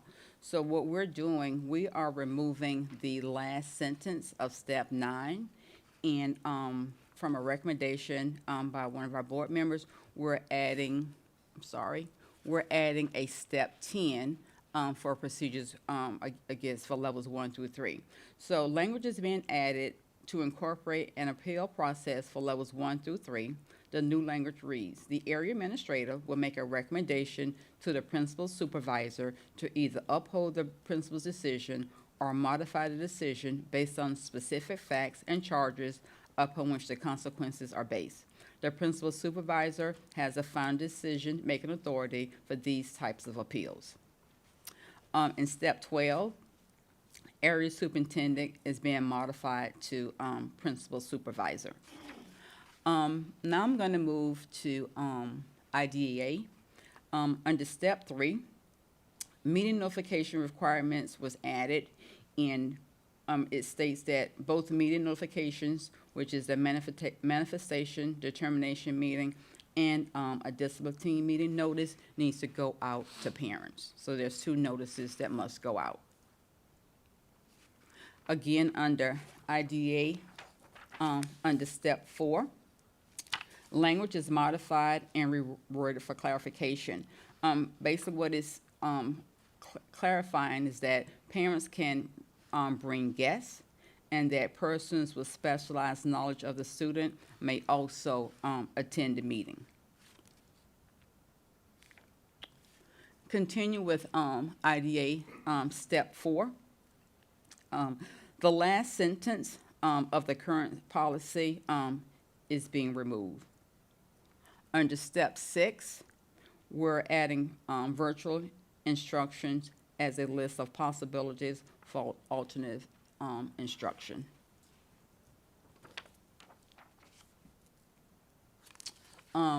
Step 4, now we're going to talk about students that are eligible for 504 and ADA. All right, language is modified and reworded for clarification. Staffing specialists and ESC teacher are removed. In addition, a regular teacher is being changed to general education teacher. Under step 5, for 504 and ADA, a reference to the procedures for students eligible under IDA is added. The modified language reads, if a student with an active Section 504 plan has been referred for ESC testing, the manifestation team must treat the students as if he's an ESC student. All right, now I'm going to move on to procedures for Title IX, Step 1. Language is reworded for clarification and reads, if the alleged sexual harassment may constitute child abuse, it shall be immediately reported to the Florida Department of Children and Families, DCF. Again, Title IX, Step 2.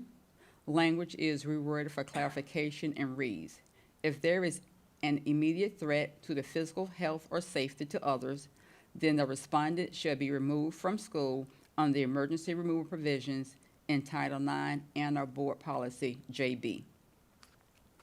Step 6, procedures for Title IX. Language is added to clarify the number of days or school days. So if a kid is, it's school days that we use when they're doing their investigation.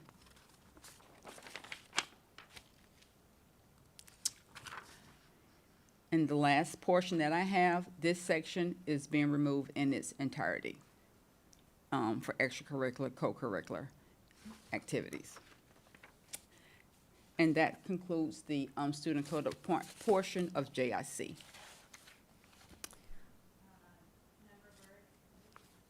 Member Byrd, did you have any comments? Questions? No, ma'am, I'm good. Thank you. All right, thank you. And seeing none from the other board members, we can move on. Madam Chair, we do need consensus to move forward. Oh, Pretty please. My apologies. So we are looking at moving these policies and the code of conduct forward to the school board meeting. Oh, yes, Member Gala. Yeah, go ahead, Member Gala. Thank you, Madam Chair. So I love all the work that y'all have done on this policy, and I know that you work hard, and I know that we addressed a lot in the elementary level of really explaining it more explicitly and adding resources, which Member Castro-Dental mentioned, which I think is perfect. I'm still not certain that I'm clear that in certain situations there would be we would be taking into account the age of a student when if certain acts happened or misbehavior happened. And I agree with the chair that we need to treat the whole child, but I still think that there's been instances where a child they're treated the same, whether they're 5 or whether they're 16, 17, or 18, and I'm not certain that I saw that addressed. I did have to step away, so maybe I missed it, but I'm not certain that I saw that addressed in the current code of conduct, because I hear all the time, well, I understand that the child's 6, but we have a policy, and the policy doesn't delineate between 6 or 13. And so I just want to make clear that we have the ability to treat children as individuals and not put everybody in the same box.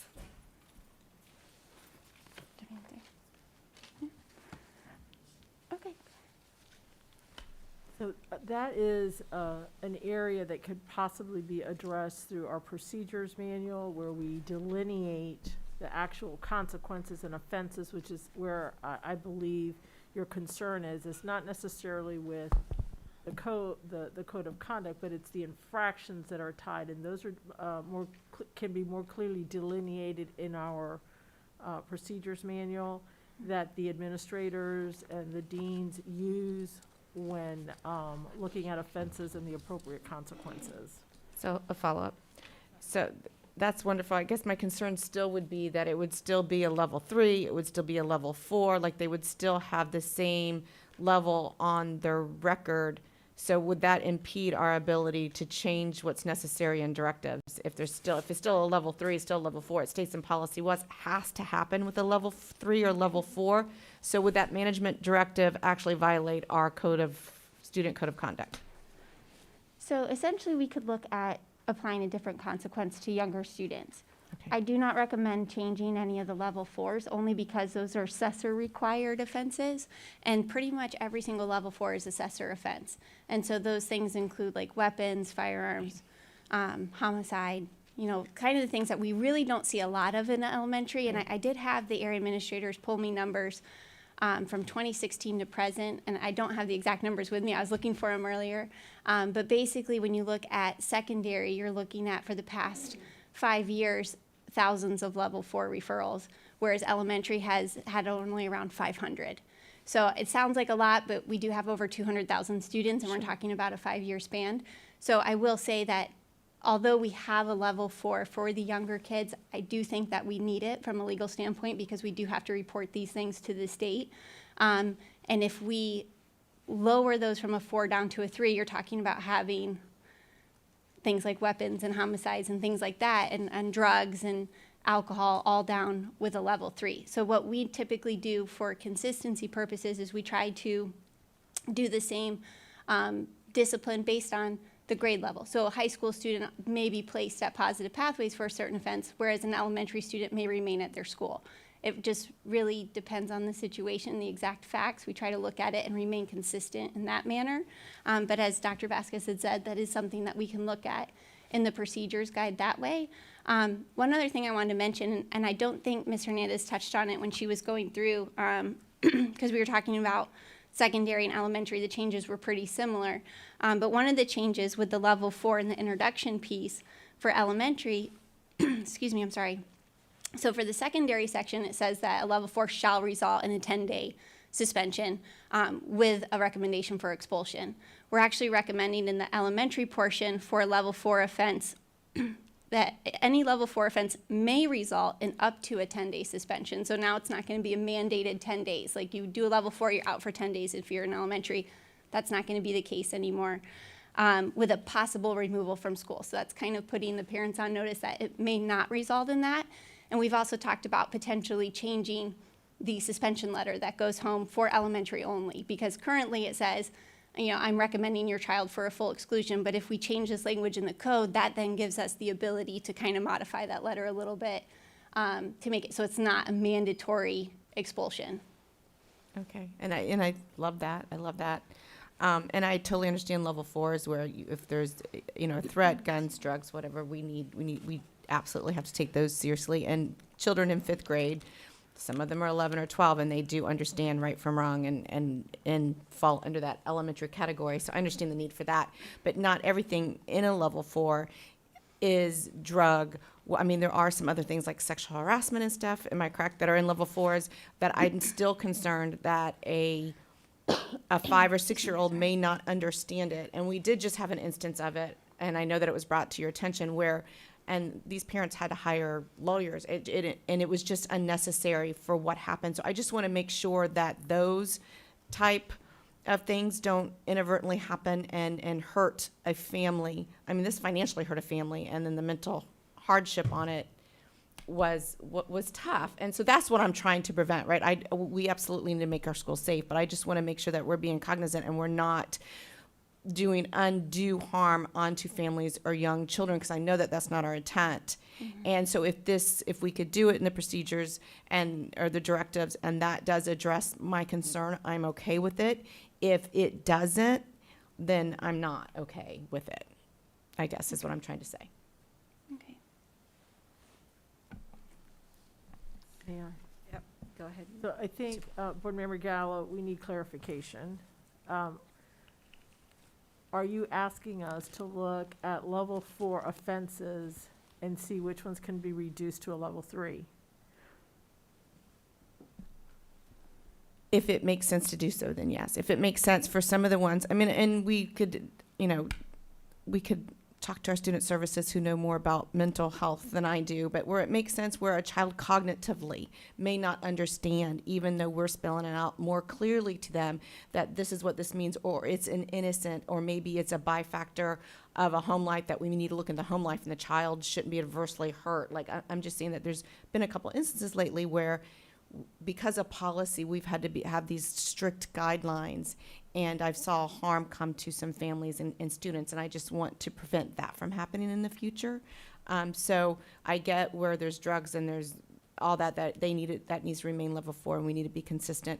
And maybe there needs to be an age attached to it, because clearly some of our older kids would understand right from wrong cognitively more than maybe our young children. So I'm really looking at like the 5, 6, 7-year-olds where they may not understand consequences or don't understand it. I just want to make sure that those families and those students aren't harmed, because we're trying to put together good policy that protects all. That's basically what I'm asking. So I'll defer to council, but I believe that for those offenses that are not deemed to be solely a level 4, we have a level 3 infraction. Sometimes it may be a level 2 infraction, and in very rare occasions, there's a level 1 infraction. But there are some of those offenses that we strictly have as a level 4, and based on the reporting aspect as a result of not only the Marjorie Stoneman Douglas, but direction we've been given by DOE, I know that the team, when they reviewed it, did not feel comfortable not having them as a level 4. And I'll let council speak more specifically to that aspect of it. But the assessor reporting is something that carries consequences for the superintendent, for the board, and so we've been very careful to ensure that those offenses are reported as we are interpreting them from the laws and the guidelines that we received. Absolutely, and I agree with what Dr. Vasquez had said. And what I was saying earlier is that with elementary students, we don't see a lot of level 4s, but we do have them. We do have instances where students unfortunately harm other students, whether it be with scissors, or they physically attack them, or we've had students, younger students, kindergarten, first grade, bring weapons such as firearms, knives. I mean, as much as we would hope that they wouldn't do these things, we do have to have those level 4s in place for those particular students. And I do understand what you're saying, that look at the cognitive ability. My only concern with that is that we want to stay consistent. And as we were saying before, that's kind of a slippery slope if we're not consistent across the board. And whereas we have thousands of students who don't partake in a certain behavior because one student does, should they technically get a free pass because of their cognitive ability? I don't know what the answer to that is, but I do know that I have always recommended to the discipline team that we remain consistent no matter what, because we don't want to treat a student who does have an advocate and who can afford to hire an attorney differently than a student who cannot. And so our goal is to remain consistent, but it is something to look at for all elementary students. We could definitely go back and look at our procedures and say, you know, if this happens and it's this type of situation, perhaps we can look at making that a level 3 or something instead. We do have some level 3s that are also assessor offenses, so like the sexual harassment that you mentioned, there is a level 4 and a level 3. So some of those we may be able to bring down to a level 3. It just really depends. We'd have to go in and really look at what is written and what would apply consistently across all schools. Okay, that makes sense. I'm good with that. I have just one follow-up question that I think I know the answer to. I just want clarification on record. So level 4 is whenever there's an infraction, something happens, and the parents don't like the outcome of the due process that we do offer. It does come before the board, and the board kind of acts as appeal process. In levels 2, 3, and 4, or 2 and 3, there hasn't been an appeal well, there was problems with the appeal process. So I guess what I'm asking is this, is if the parent does not like the outcome that came from the school, can they appeal it to the area soups, and do the area soups have to look them over now like they would a level 4, so that there is some type of oversight that is in place? So currently, we are adding language to levels 1 through 3 regarding the appeal decision, because previously what happened is if a parent didn't agree with the levels 1 through 3, they would appeal it to the principal, and then the principal obviously would take a look at it again, meet with the parents. If the principal still said, I'm upholding the levels 1 through 3, they would then defer it to the area administrator. So they were kind of the next step in the appeal process. The area administrator would then consult with the area superintendent, but our code specifically said the area administrator's opinion doesn't substitute that of the principal's. And so we're recommending changing that. And we're adding in that extra step that then says the area administrator will go over it with the area superintendent, give them their recommendation, the area superintendent will review it, and the area superintendent has the final decision. So they can actually, or it says principal supervisor, I apologize, to include the associate superintendents as well, but they will be the ones that have the final decision on levels 1 through 3. For level 4, that process, you all know, comes to the school board, but it does go to an administrative hearing first. So the parents have the opportunity to have a conference with the principal before the discipline team meeting. So that's kind of step 1. Then they can do the discipline team meeting, which is with the area administrator, who comes in, looks at the packet, asks the parent if they have any additional information. They then make a determination there at the table.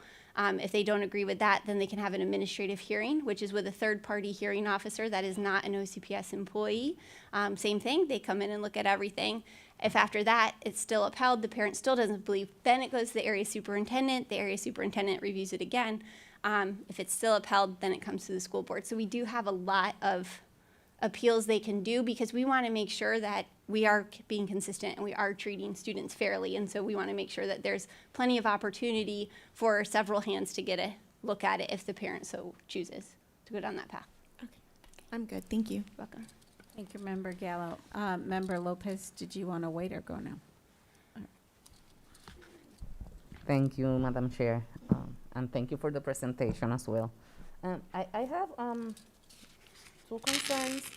When we remove a student from the extracurricular or co-curricular program, are we providing any type of mental health assistance from the school or from the county?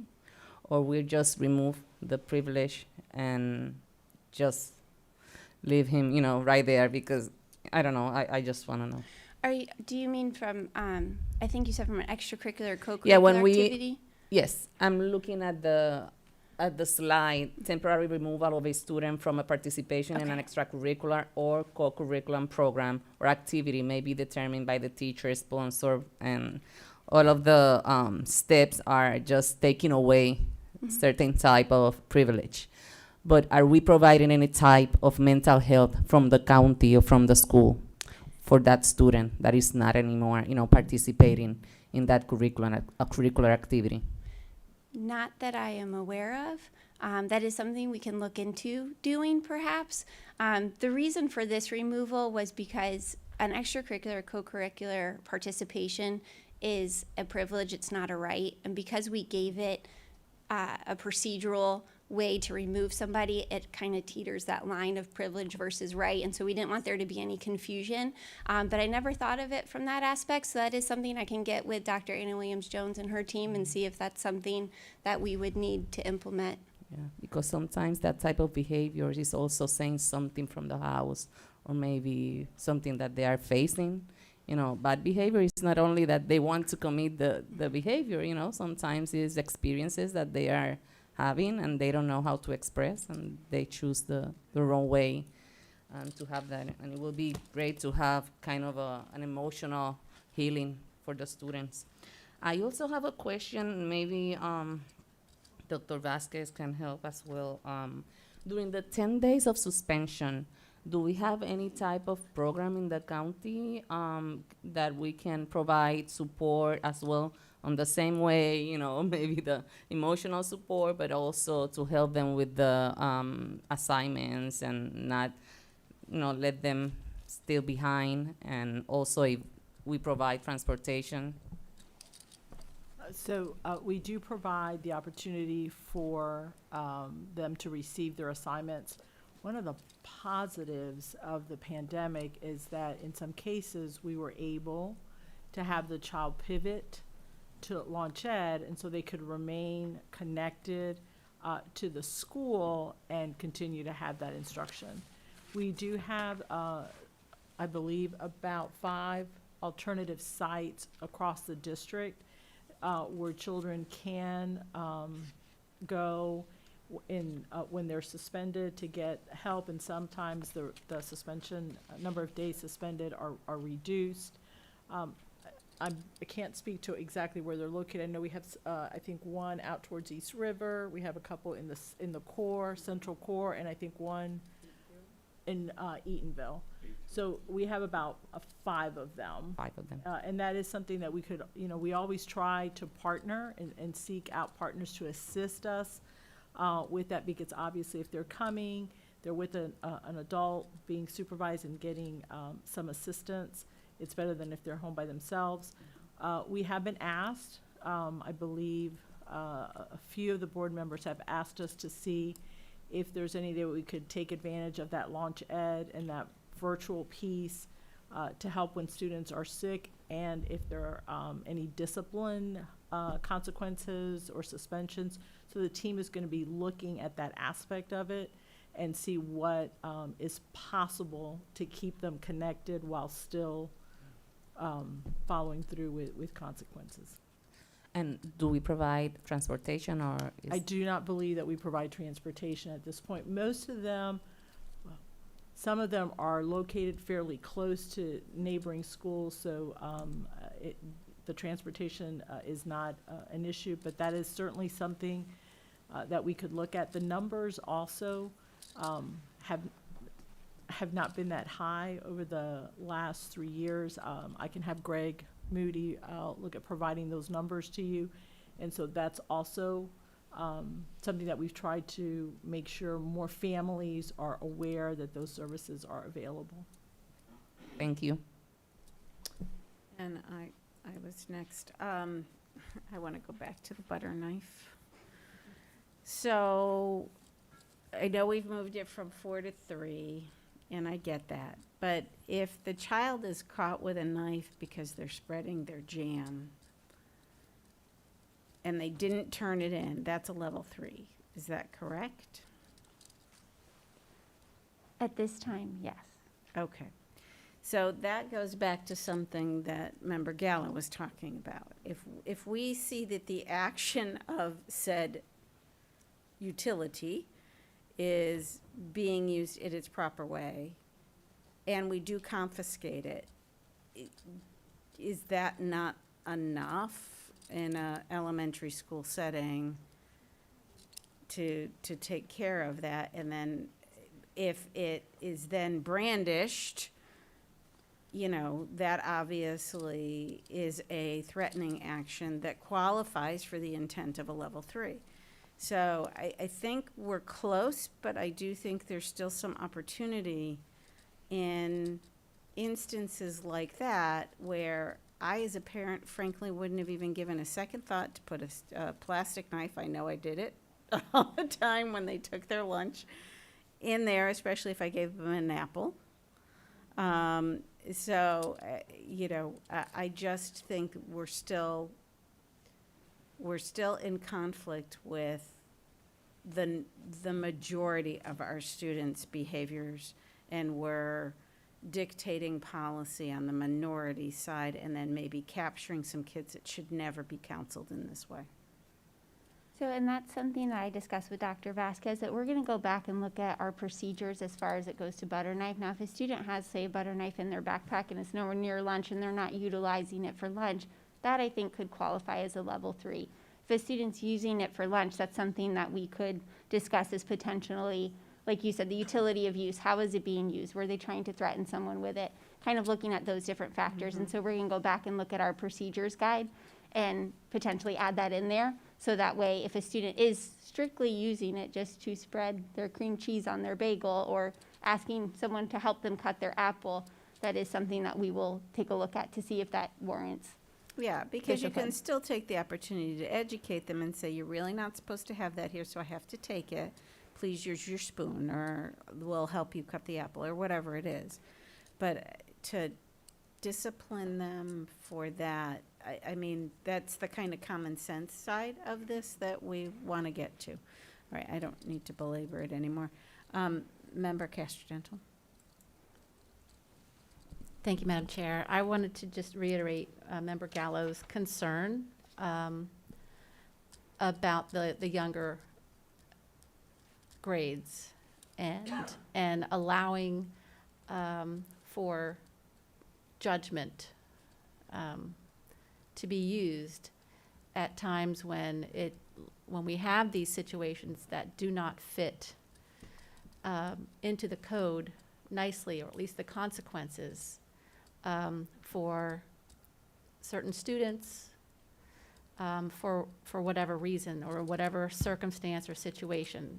And I appreciate that you did add the appeals steps for levels 1 through 3, and allowing a principal or teachers to actually be the ones who advocate, or at least have input into what would be an appropriate consequence for a particular student.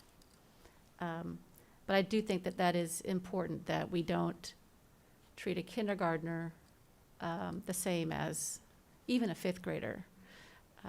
And the consequences we really should be allowed to have some judgment in those calls. Thank you. Okay, so with that, I think that you've heard the feedback, and you have enough direction to prepare for the board meeting? Yes? Absolutely. I think a lot of it is going to go into procedures. I don't know that any of it was an actual change to the code itself. One thing I did forget to mention before I started this is that there have been legislative changes that have passed both chambers, but has not been signed by the governor yet. So if that goes through and he does sign those, we will have to come back for an amendment in the code. So if there are any changes that we didn't discuss here today that you think of, please let me know as soon as possible, because we may be coming back to you very shortly for an amendment to this portion as well. So I guess the question is are we okay? Do we have consensus to go forward with what was presented today? And then if needed, we can come back and make amendments on that second amendment that we come to do. So I'm going to try to recap on where I think, and then nod yes or no, and Member Byrd, I'm going to ask for you to answer in the affirmative or the negative.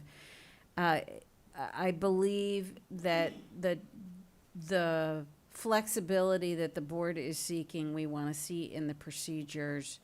I would recommend that some of that recommendation that you would make in the procedures is presented along with this Code of Student Conduct, so that the parents hear it and it's on the record at the same time. But we're okay with the Code of Student Conduct going forward with that bridge being created with the procedures. And I have a head shaking at the dais. And so, Member Byrd, if you would just give us your yay or nay that you're okay with that. Yes, I agree with exactly what you said. Thank you. Okay, thank you very much. All right, then we're ready to move on to School Board Policy JICK, threats. And I will turn it over to the Deputy Superintendent at this time. We've previously brought policy JICK threats to you at a work session. The team has incorporated feedback into the proposed changes, and so I will turn it over to Sarah Kopesky. Before we move on, do we have any callers or any cards on this? Okay, just so that I know. All right, thank you. Go ahead. So you get me for the third and final policy today. I hope you're not tired of listening to me speak yet. As Dr. Vasquez said, we have brought this policy forward actually for a rule development back in December, I believe, and then we decided maybe a work session would be better so we could really work out the language because we did add in the threats of self-harm. And so now we're back with the rule development workshop, and on the heels of this is also some pending legislative changes that could come about. There is a Senate Bill 590, which again is the same one that would affect the code, that if and when that gets signed by the governor, could also affect the threats of self-harm. And so we are monitoring that and seeing when and if he does sign it. And if that gets signed, my recommendation is go forward with what we currently have, because I know that you all and we all have worked very hard on this policy to get it exactly where we want it. So go forward and adopt what we do have, and then we can always bring this back with the code again for those little changes that we'll need to do with the legislative updates. So with that, the purpose of this revision is to be consistent with the Florida Department of Education Office of Safe Schools model policy regarding threat assessment teams, and to include threats of self-harm. Action summary: revisions have been made to the existing policy language to include legislative updates, content, formatting, and terminology edits consistent with statutory language and the model policy. And we are required to follow the model policy as best as we can through state statute, and so a lot of these changes that you'll see in here today do come from the model policy. The very first change you'll see is in the introduction. Currently we have, we discuss threats and the forms that they come in. And so currently it says all statements, written or non-written. And instead of written or non-written, we're just going to change non-written to verbal. So if it's written or verbal, actions or gestures that threaten the safety of any person or OCPS school, we're going to take those seriously. The next big change you'll see in the red line policy, not necessarily up here on the PowerPoint, is there's a lot that's crossed out, but that's actually just moved down to section 2 under threat assessment teams. So nothing really changes there. It just looks like a change on the red line version. The definitions, when we were here for the work session, I did read through every single one because I wanted to get it on the record. Nothing has changed with the definitions, so I wanted to actually inquire as to whether you wanted me to read through every one again, or if you would like me to continue. I did read them at the work session back in February. I think that we're fine with you just moving through them and making note that if people want to see them, they can see them on the slide presentation as well as in the red line policy. Absolutely, and all this information can be found on ocps.net under school board policies, left side revisions. It will all be there. But I'll just, how about this? I'll just say the terms so that way they know what terms we are defining. So we will be defining aberrant behavior, behavioral threat assessment, department, education records, guardian, involuntary examination, law enforcement officer or school resource officer, mental illness, minor, petty acts of misconduct, substantive threats, threat, threat assessment, threat response, transient threats, and voluntary examination. And again, all of those were already defined at a work session in February and are available online. So previously in this policy, we really talked about threats to others, but now we are going to be talking about threats to others and threats of self-harm. So we broke this up into different sections, and I worked on this with our district threat assessment team, who is comprised of members from legal services, district police, student discipline, mental health, ESE 504. Did I forget anybody? Okay, good. There's a big team of us. So we've gone over this together, and we actually meet once a week, and we talk about different things occurring within the district as it pertains to threats. So the first one will be the threat assessment teams. This is where that language in that introductory paragraph is being moved down under establishment. And so it'll say the establishment, each school is required to have a threat assessment team, and the principal at each school is responsible for designating the proper STAT members, which is school threat assessment team, and ensuring compliance with this policy. And then the next one, as I just mentioned, is a district threat assessment team is also being established, and we provide guidance and oversight to school-based threat assessment teams. Members of the team, The model policy recommends that if an SRO or sworn law enforcement officer is not available, then we put in their contact OCPS District Police because we are fortunate enough to have our own police department. And so we would contact OCPS, the school would contact OCPS District Police to make sure that that law enforcement participation is there. And that is required by the model policy. As for training, this is actually a staff recommendation. We're recommending that all members of the threat assessment team participate in threat assessment training once every 4 years or as needed if new guidance is issued by the department. Procedures for threat assessment teams. Procedures and guidelines are going to be modified to specifically reference the threats procedures guide, which we talked about extensively at the work session and the prior rule development workshop. But the procedures guide is aligned with policy, it's aligned with the model policy, and with Florida statutes and State Board of Education rules. Again, under procedures for threat assessment teams, we're going to recommend adding in language from the model policy that reads, the threat assessment team should coordinate with other multidisciplinary teams available within OCPS to ensure all available resources are provided to students in need of support.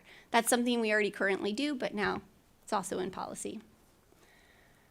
The next addition, also under the procedures for threat assessment teams, comes from section 1006.07 as well as the model policy, and it says threat assessment teams shall discuss and document all types of reported threats, including threats to others and threats of self-harm. So they're going to be talking about both.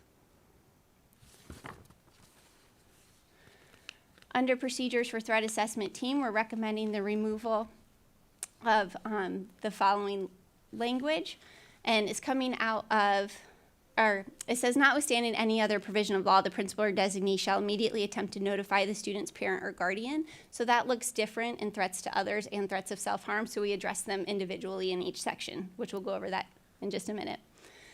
Also under procedures, we're recommending adding in the statutory or the model policy requirement, which is also required by 10607 Florida statutes, but it says, upon transfer of a student to a different school, the threat assessment team shall verify that any intervention services provided to the student remain in place until the threat assessment team at the receiving school independently determines the need for intervention services. Also, as required by 1003.25 and the model policy, we are required to provide all verified reports of serious or recurrent behavior patterns, including threat assessment evaluations and intervention services, psychological evaluations, including therapeutic treatment plans and therapy or progress notes. We're required to transfer those to a new school if a student transfers schools within 3 days of receipt of request of those records. So we are required to notify the new school of enrollment if the student has a threat assessment or recurrent behavior patterns or those other things listed there. The next is this is a staff recommendation that the STAT, which is the School Threat Assessment Team, or DTAT, which is the District Threat Assessment Team, may recommend to the superintendent or designee the assignment or reassignment of students to schools or programs located in or out of their assigned zone for the health, safety, or welfare of students, other students, or staff, excuse me. And that's really for the students who maybe make a school-wide threat and it's well known to the school. We may not want to place them back at the school where they made that threat. We may want to place them somewhere else at the next near school or something like that. That just really gives us the ability to ensure we're protecting the health, safety, and welfare of all students. And then the next.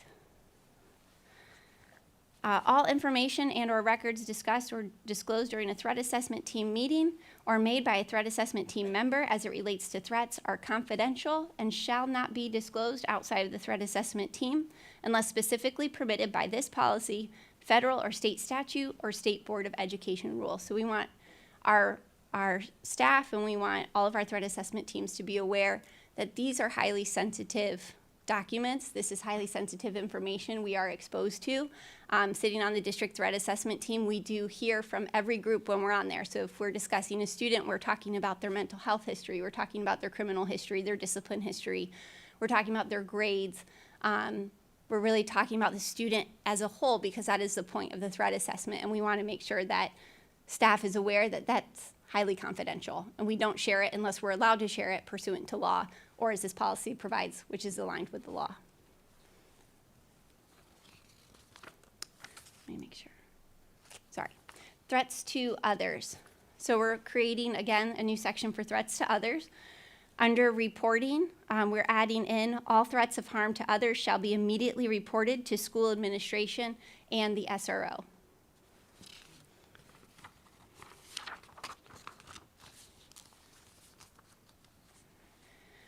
Under threats to others, notification and consultation, OCPS employees, visitors, contracted vendors, and volunteers are being added to ensure that the threat assessment teams also consult with law enforcement when these groups exhibit patterns of behavior which pose a threat to school safety. So anytime there's a threat to school safety, we do want to involve the SRO, just because we never know how serious that threat is, and we want to make sure that they're aware in case it is very serious and action needs to take place. We're also adding in that language about the petty acts of misconduct that we discussed earlier in JIC. It's also in the School Justice Partnership Agreement, but it is required to be put in here by the model policy. And it will read, petty acts of misconduct are not required to be reported to law enforcement unless the school has a reasonable belief that a criminal act has occurred, or the student, OCPS employee, visitor, or contracted vendor or volunteer continually commits petty acts of misconduct, and the school believes the student, OCPS employee, visitor, contracted vendor, or volunteer poses a threat to school safety. So basically the message here, if you believe there is a threat to school safety, you have to report it to the SRO. Threats to others, notification and consultation. So within this same section, we are required to follow the behavioral threat assessment by statute. Within the behavioral threat assessment, we are required to notify the intended target of a threat if the threat is determined to be substantive. So there are technically three types of threats. There's going to be transient, and those are your joking, said out of anger. It's an expression, something like that. And then there's also substantive threats, which break down into threats to fight, hit, beat up, which are serious threats, and threats to kill, rape, or cause serious bodily injury. Those are going to be your very serious substantive threats. So if it's a serious or very serious, we are required to notify the intended target's parents, and as well as the intended target. So we do have to let them know that a threat was made. And it says in there, as required by the behavioral threat assessment instrument developed by the department. Also under threats to others, let me see, sorry. Notification and consultation. It says additional language is being added in accordance with the model policy, which clarifies that the behavioral threat assessment instrument is to be used for threats of harms to others and shall be used if a student makes an explicit or implicit threat to harm others. So the new language would say threat assessment teams shall utilize the behavioral threat assessment instrument developed by the department for all threats of harms to others. So there's two different types of instruments that we use. If it's a threat of harm to others, it's a threat assessment, which is this one that we're required to use. And then there's also threat response, which is threat of harm to self, which we'll go over in a minute. But a threat assessment shall be conducted if a student makes an explicit or implicit threat to harm others. We've also broken down discipline and consequences for threats to others. And the model policy recommends that we add in a threat assessment is not part of the disciplinary process. Schools shall follow the Code of Student Conduct to determine student discipline.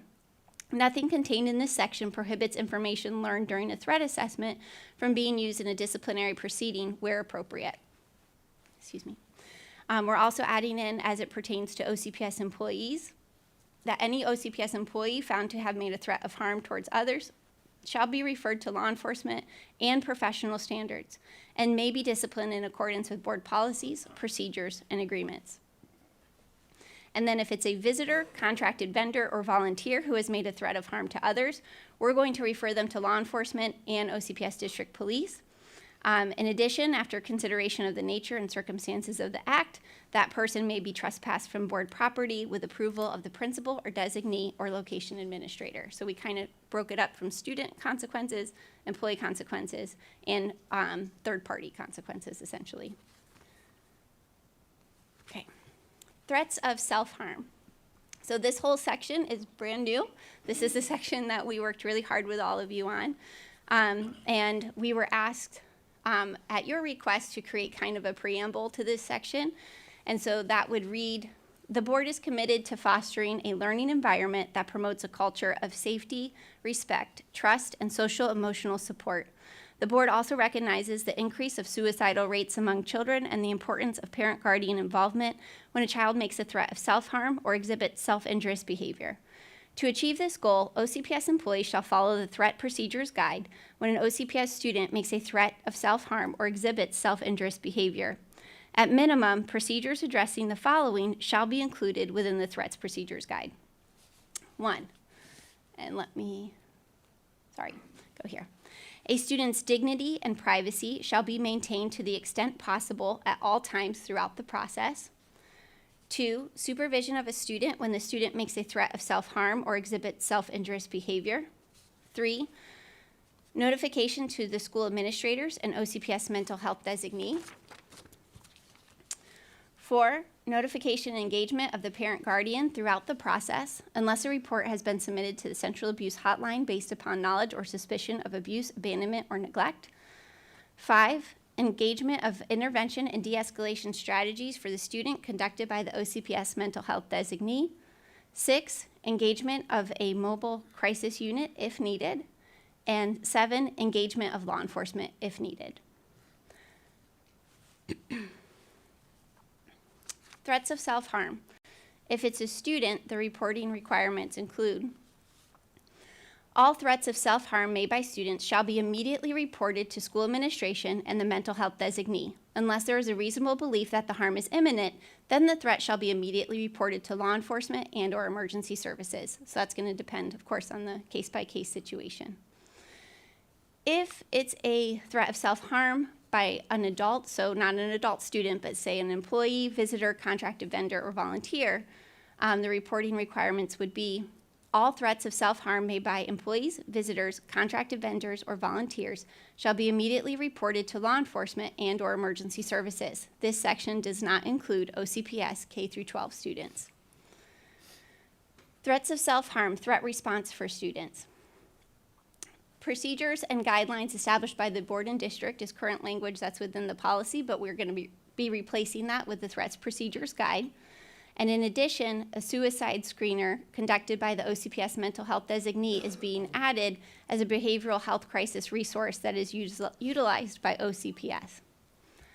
So the modified language would read, if an immediate mental health or substance abuse crisis is suspected, school personnel shall follow the Threats Procedures Guide, Florida statutes, and/or School Board of Education rules to engage behavioral health crisis resources, which may include, but is not limited to, conducting a suicide screener by the OCPS mental health designee and engaging mobile crisis teams and law enforcement trained in crisis intervention.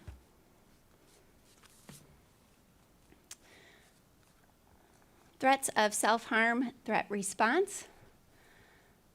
In accordance with section 1002.20 Florida statutes, before a principal or designee contacts law enforcement, they shall verify that the de-escalation strategies have been used and an outreach to mobile response team has been initiated unless they believe that any delay in removing the student will increase likelihood of harm to the student or others. Notification to the parent or guardian for threats of self-harm. The principal or designee shall notify and engage the parent guardian of a student who makes a threat of self-harm as outlined in the Threats Procedures Guide, unless such notification will cause delay that places the student or another in imminent danger. In addition, if a report has been submitted to the Central Abuse Hotline based upon knowledge or suspicion of abuse, abandonment, or neglect, the principal or designee may delay notification to the parent guardian from no more than 24 hours after the student is removed for an involuntary examination, if the principal or designee deems the delay to be in the student's best interests. So, and that comes directly from 1002.20 Florida statutes. Also under notification to the parent guardian, which is also aligned with section 1002.20 Florida statutes. The communication to the parent guardian on behalf of OCPS is strictly for notification purposes and does not supersede the authority of a law enforcement officer to conduct an assessment for an involuntary examination under Florida statutes. Law enforcement and/or school resource officer involvement. So again, this is a new section.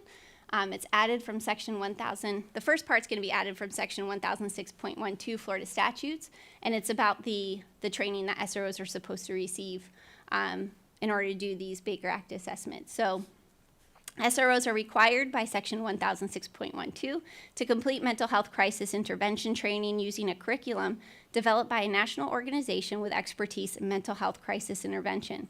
The training shall improve officers' knowledge and skills as first responders to incidents involving students with emotional disturbance or mental illness, including de-escalation skills to ensure student and officer safety. Also, under the law enforcement and SRO involvement section, we're adding in language in accordance with section 394.462. That will read, law enforcement officers, including SROs, are the only officials on board property that can conduct an involuntary examination assessment to determine whether an involuntary examination is required. In addition, law enforcement officers, including SROs, are the only officials on board property that have the authority under section 394.462 Florida statutes to transport a student and/or employee for an involuntary examination. The decision to allow the parent guardian to transport rests solely with the law enforcement officer and/or SRO. Then there's a subsection underneath that reads, if a law enforcement officer or SRO deems removal of a student for an examination is necessary, the school principal or designee shall contact the parent guardian to inform the parent guardian of the removal, unless a report has been submitted to the Central Abuse Hotline based upon knowledge or suspicion of abuse, abandonment, or neglect. Then the principal or designee may delay notification for up to 24 hours. This notification is in addition to the requirements set forth in section 394.4599 Florida statute. So we do notify the parent throughout the process, as I'm sure some of you might ask soon, but I do have mental health services here that can kind of go over that notification piece if needed. But per statute, the principal will notify, the law enforcement officer is supposed to notify, as well as the receiving facility. So the parent should really get 3 notifications if a student is placed under a Baker Act. And then the second to last addition would be that to the extent possible and if needed, an OCPS employee may volunteer to accompany the student to the involuntary examination facility if the student is removed from school. They will be required to drive separately and is not permitted to consent for treatment of the student, but that's really for kind of comfort for the student, knowing that someone they know is going to be following behind them will meet them at the facility in case the parent's not available to do that. And then the last change, which we discussed earlier in JIC, Code of Student Conduct, would be to remove the assessor reporting requirement and just really take that language and move it over to JIC. And with that, I'm all done. Member Gallo?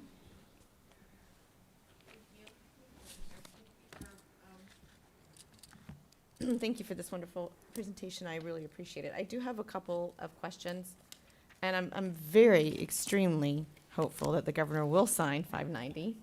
And in that does have a lot of safe school language, so I know that we'll be revisiting this policy in the very near future. It hasn't gotten sent to the governor yet, but as sure as it does, by all indications that I'm hearing anyways, it will get signed, so I'm super excited about that. On one of the slides, it said, about when there's not for the threat assessment, when there's not an SRO available, that we would call OCPS police. And since we're required by law to have bell-to-bell coverage at all of our schools, I'm trying to understand an example of when we wouldn't have an SRO on campus and there would be a need to call OCPS police. So, and I don't know if Chief Holmes or Jamie Alberti's here. I know they were here earlier. For the monthly meetings, Sarah? I'm sorry? For the monthly meetings? Oh, okay, so possibly for the monthly meetings, but what I was gonna say is normally that doesn't happen. We are required by the model policy to have that language in our policy, and so that's why it was, the main reason it was added. But as Mr. Commander Alberti was just saying, that there may be monthly meetings that occur where you discuss the students that are on your list of the threat assessment list, where they're reviewing, seeing kind of where the student's at, any updates on the student. Those may occur at a time where maybe the SRO is not on campus, maybe it's after school or something like that. And so we would have district police sit in on that. Okay, so at the physical threat assessment meetings is when you would have them, not, okay.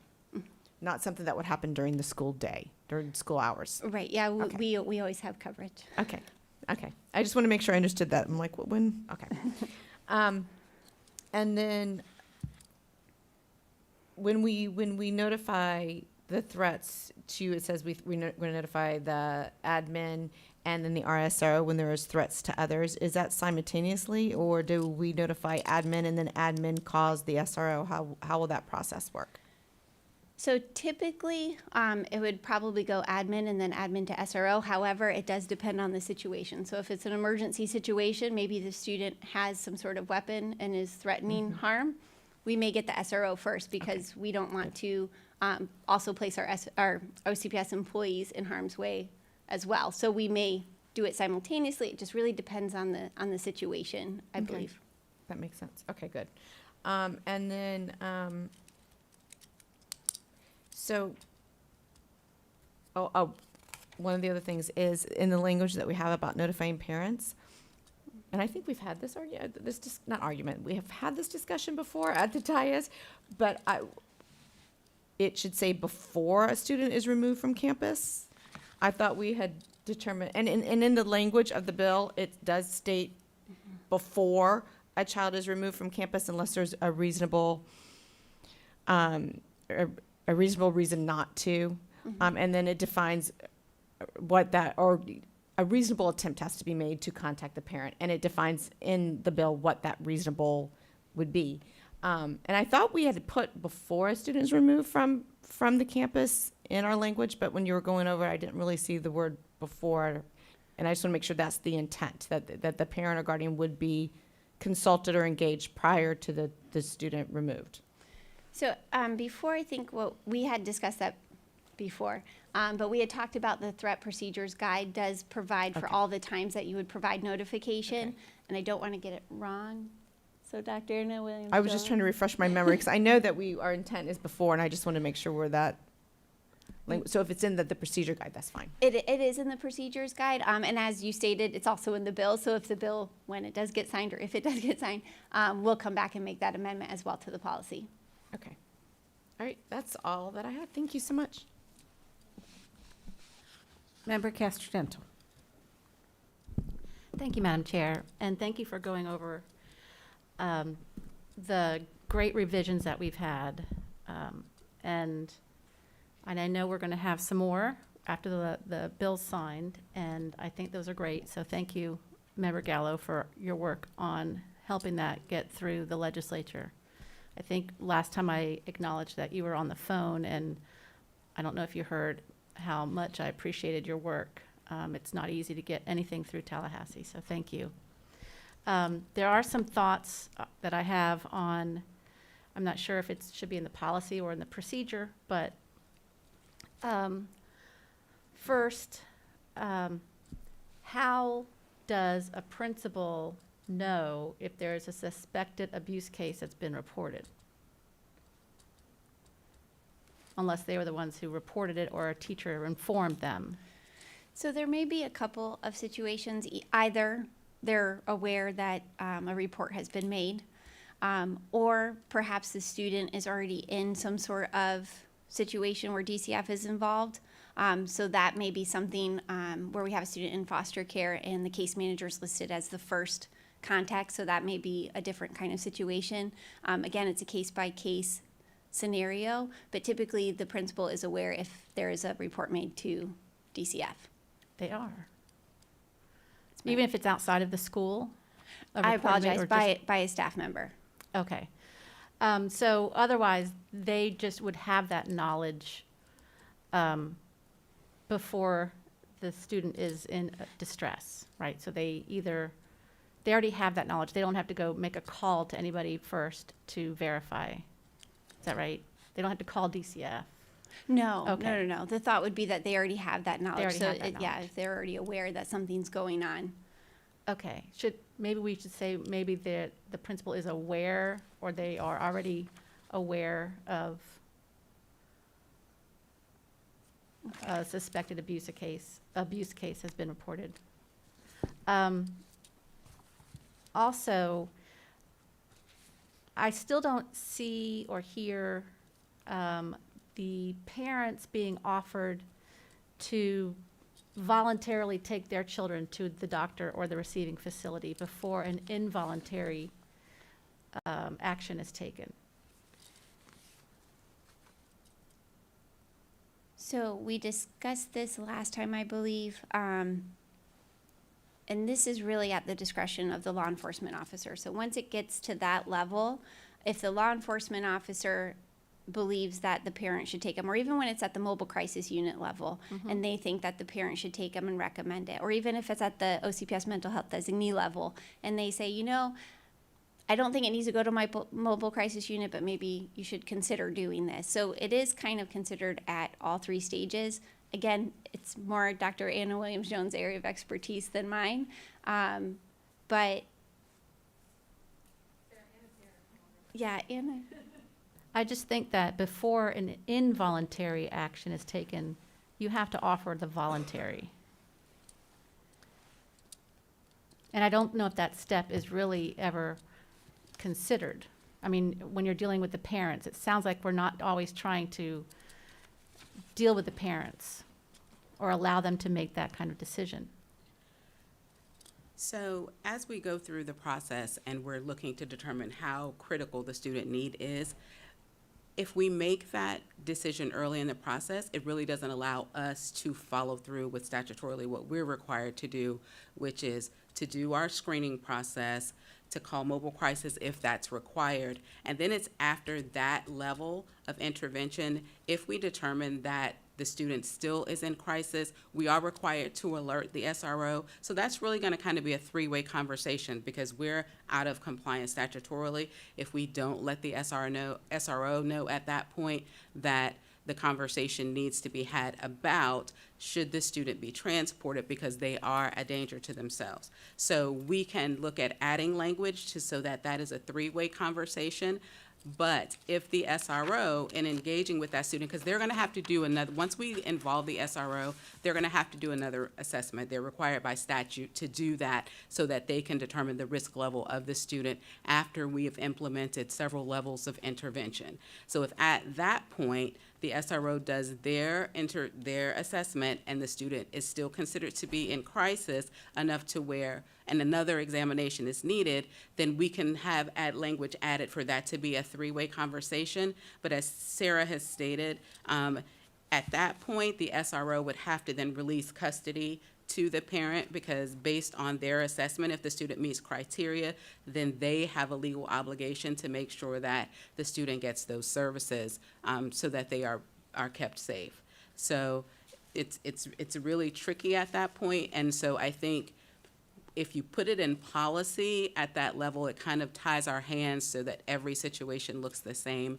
I think putting it in our procedures guide so that we can involve parents at that step in that conversation before the student leaves campus, because we're pretty sure that their legislation is going to say that the parent's going to be notified. And then that's an opportunity to discuss how is the best way to get that next level of services that the student needs, and no one's rushing to remove them to take them to a facility for anything.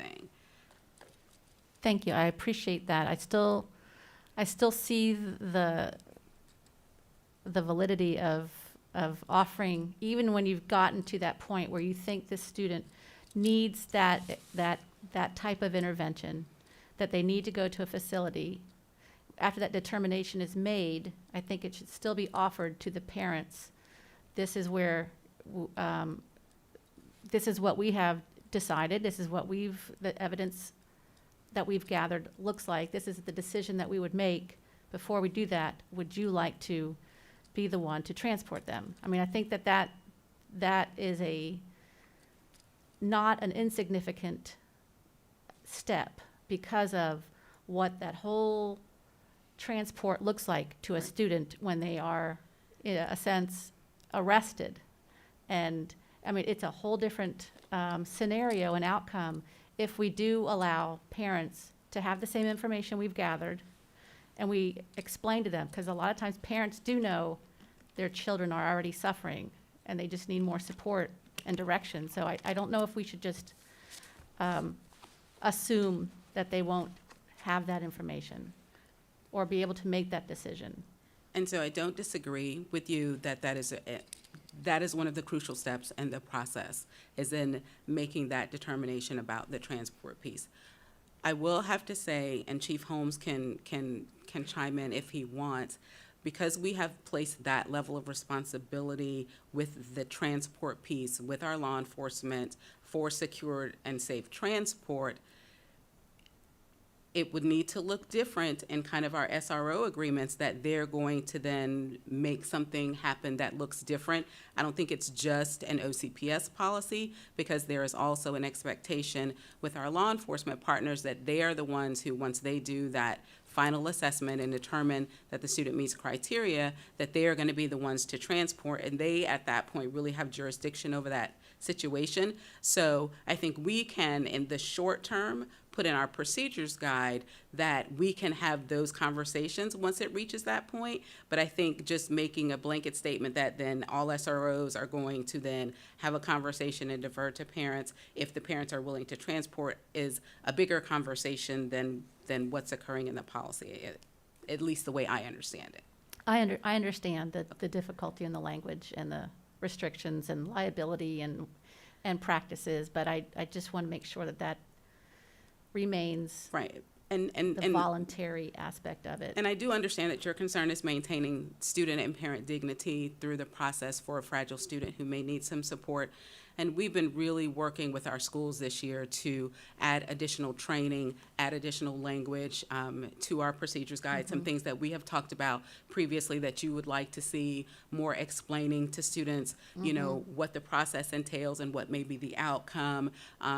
If we do feel like a student needs to be removed, to make sure that's in a private as possible, that it's not during a class change and all of those things. So we are looking to make sure that we are sensitive to parent and student needs and are maintaining student dignity as much as possible through an already difficult situation. And can I add something as well?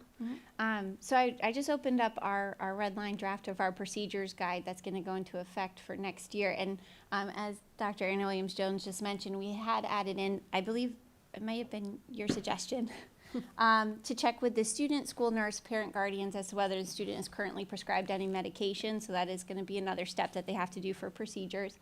Maintain the student's privacy. So we're not going to obviously disclose anything that doesn't be required to be disclosed, but we also have maintain the student's dignity, and then we're adding in language there, which means that if the student is going to be assessed by 211 or the SRO, the meeting shall take place in private. If the student is removed, we're going to ask to please do it not during transition, maybe go out the side door instead of the front door. Explain to the student what will happen next. Provide support for the student. And provide support for the student when they return to school. So we have been working on adding in additional things there, but it is within our procedures guide. Good, thank you. I have a couple more questions.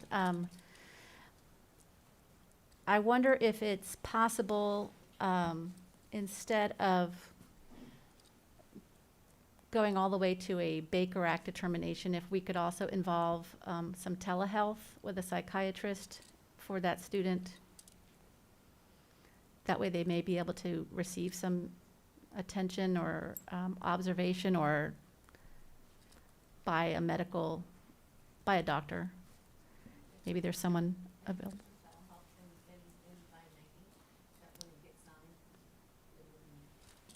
Okay, so that might be in upcoming language, okay. And also, when it comes to the delay in notification to parents when there is suspected abuse, I still have a problem with that. I understand the rationale, but I think someone should be notified in that child's family whether it's on their emergency contact cards, someone else, you know, another grandparent, or, and also if they have siblings in the school, siblings should also know that someone is left, if they might be concerned. They may have childcare responsibilities but I think not notifying a family that their child is gone for up to 48 hours, regardless of any abuse report, I think that could create additional problems.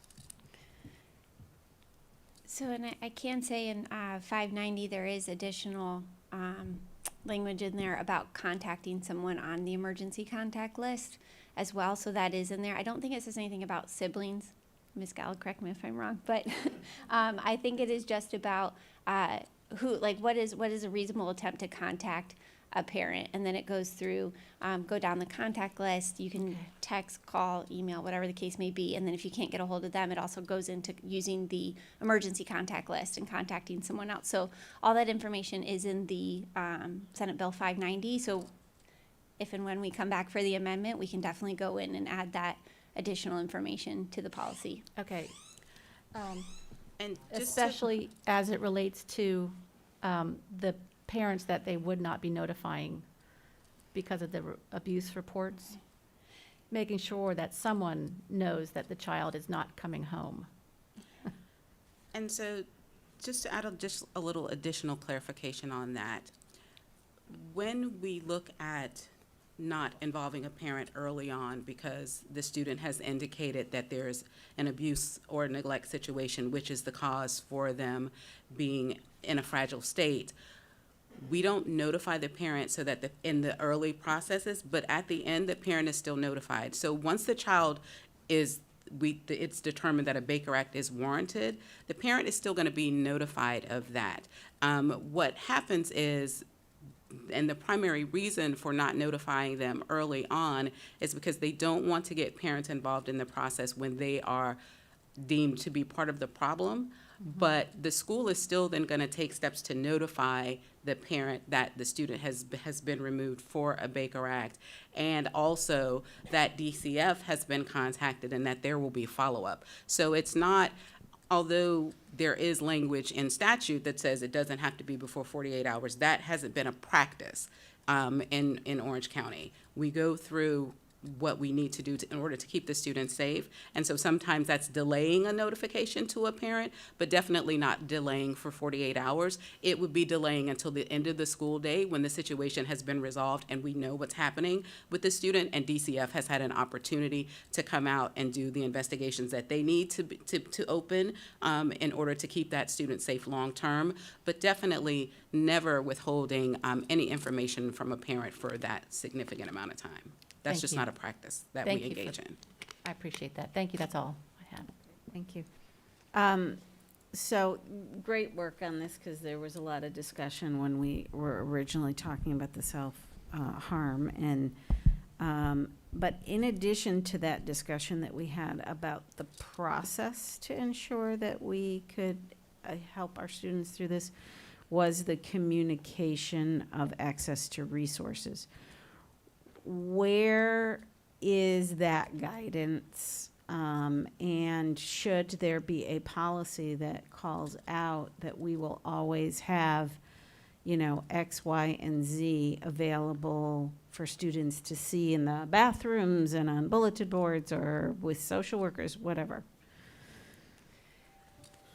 So as far as the policy goes, we talk about the suicide screener and the mobile crisis unit and then law enforcement. So those are kind of the three statutory requirements. But then as we go into the procedures and management side of the house, I know that they have tons of resources, so I'm going to. But I want to make sure that they're consistent, which is why I'm asking if it should be in policy. Because sometimes procedures, and I know our procedures are followed, but a policy that says there will be visible communication on the campus for mental health resources, suicide, safety issues like speak out, all of those things, not calling out one particular module, I think is really, really important. And also about the training of all staff that have students. We've talked about mental health first aid and how that's being deployed, which is fabulous. But where is that in the policy that gives it grit? Superintendent? Possibly it could be added at the preamble, I believe is how we reference it at the beginning of the policy, where we have, I think, 7 or 8 bullets. We can make reference to the resources and training. Okay. And then what in the, just for the record, what is in the procedural manual to have for the, for communicating to the students that there is help and resources? So, and Sarah, I don't know how explicitly it's stated in there, but after we met back in February and talked about helping students to understand what's available what's happening when they are called down so that they understand the process. That is a point in which students aren't given resources. Again, the resources exist on our campuses via posters. We did business-sized cards with resources that was given to every student in grades 6 through 12. We are working on a tile that will be on the students' laptops, that they will be able to then access additional resources, so that will be part of the launch. So it's an easy fix to add to the procedures guide where all of those points of entry are going to be. We talk about resources in there. I don't know that we are that explicit with the resources that are currently available. We can definitely, as we're making other changes, we can definitely add those to make sure that they are specifically indicated, as well as making sure that the helpline numbers for parents and for school-based staff are also included in there. I know that the one for school-based staff is there, but I don't know that we've put the helpline resource for parents in the procedures guide, so that's definitely something that we can add to make sure that it's all in one place. That's great. I think the more we can repeat, where we can get help, hopefully we could decrease the number that need to be Baker-acted because they've Definitely. gotten intervention before that. Okay. Member Gallo? Thank you, Madam Chair. So just for a point of clarification to Member Castro-Dental, it does say in the bill that policies of a school district must require that a student in crisis situations, the school or law enforcement personnel must make a reasonable attempt to contact mental health professional, and included within the mental health professionals that we can contact is telehealth. So we do have that at disposal, and if we can't, we must make a reasonable attempt if this passes. And if we can't do it in the other forms that we have, then we would rely on telehealth. So I'm sure that would come back up and we'd have to change policy. The other thing that I wanted to say is, and I've said it before, I'm very proud of this policy that the team has put together, because I think it's very comprehensive. I think it's very inclusive. We do have some quirks that we need to work out to make sure that it's communicated well. But I believe two things firmly from the bottom of my heart. Number one, that when we Baker Act our youth, especially our young kids, we're doing more harm than we are helping them. We just are. And the second thing is, I firmly believe that with this policy in place, that there won't be a need to Baker Act our children, because we have so many parameters and so much help and so much support and so many resources available to our students now that a student is in crisis, we'll be able to address it, deal with it, help that child, get that student the support and resources they need in that continuum of care that is so important, because it's not just in the school that they're in crisis in their lives. So bringing in telehealth and the mobile crisis units and the MRT teams, all of those, we're building this continuum of care that will only further help and support our student. And for that, I'm extremely proud of this policy. So I wanted to say that. Member Castro-Dental. Thank you. This is my last comment, but I just wanted to thank you, Sarah, for all the work and for coordinating all of the input and for taking so much input and really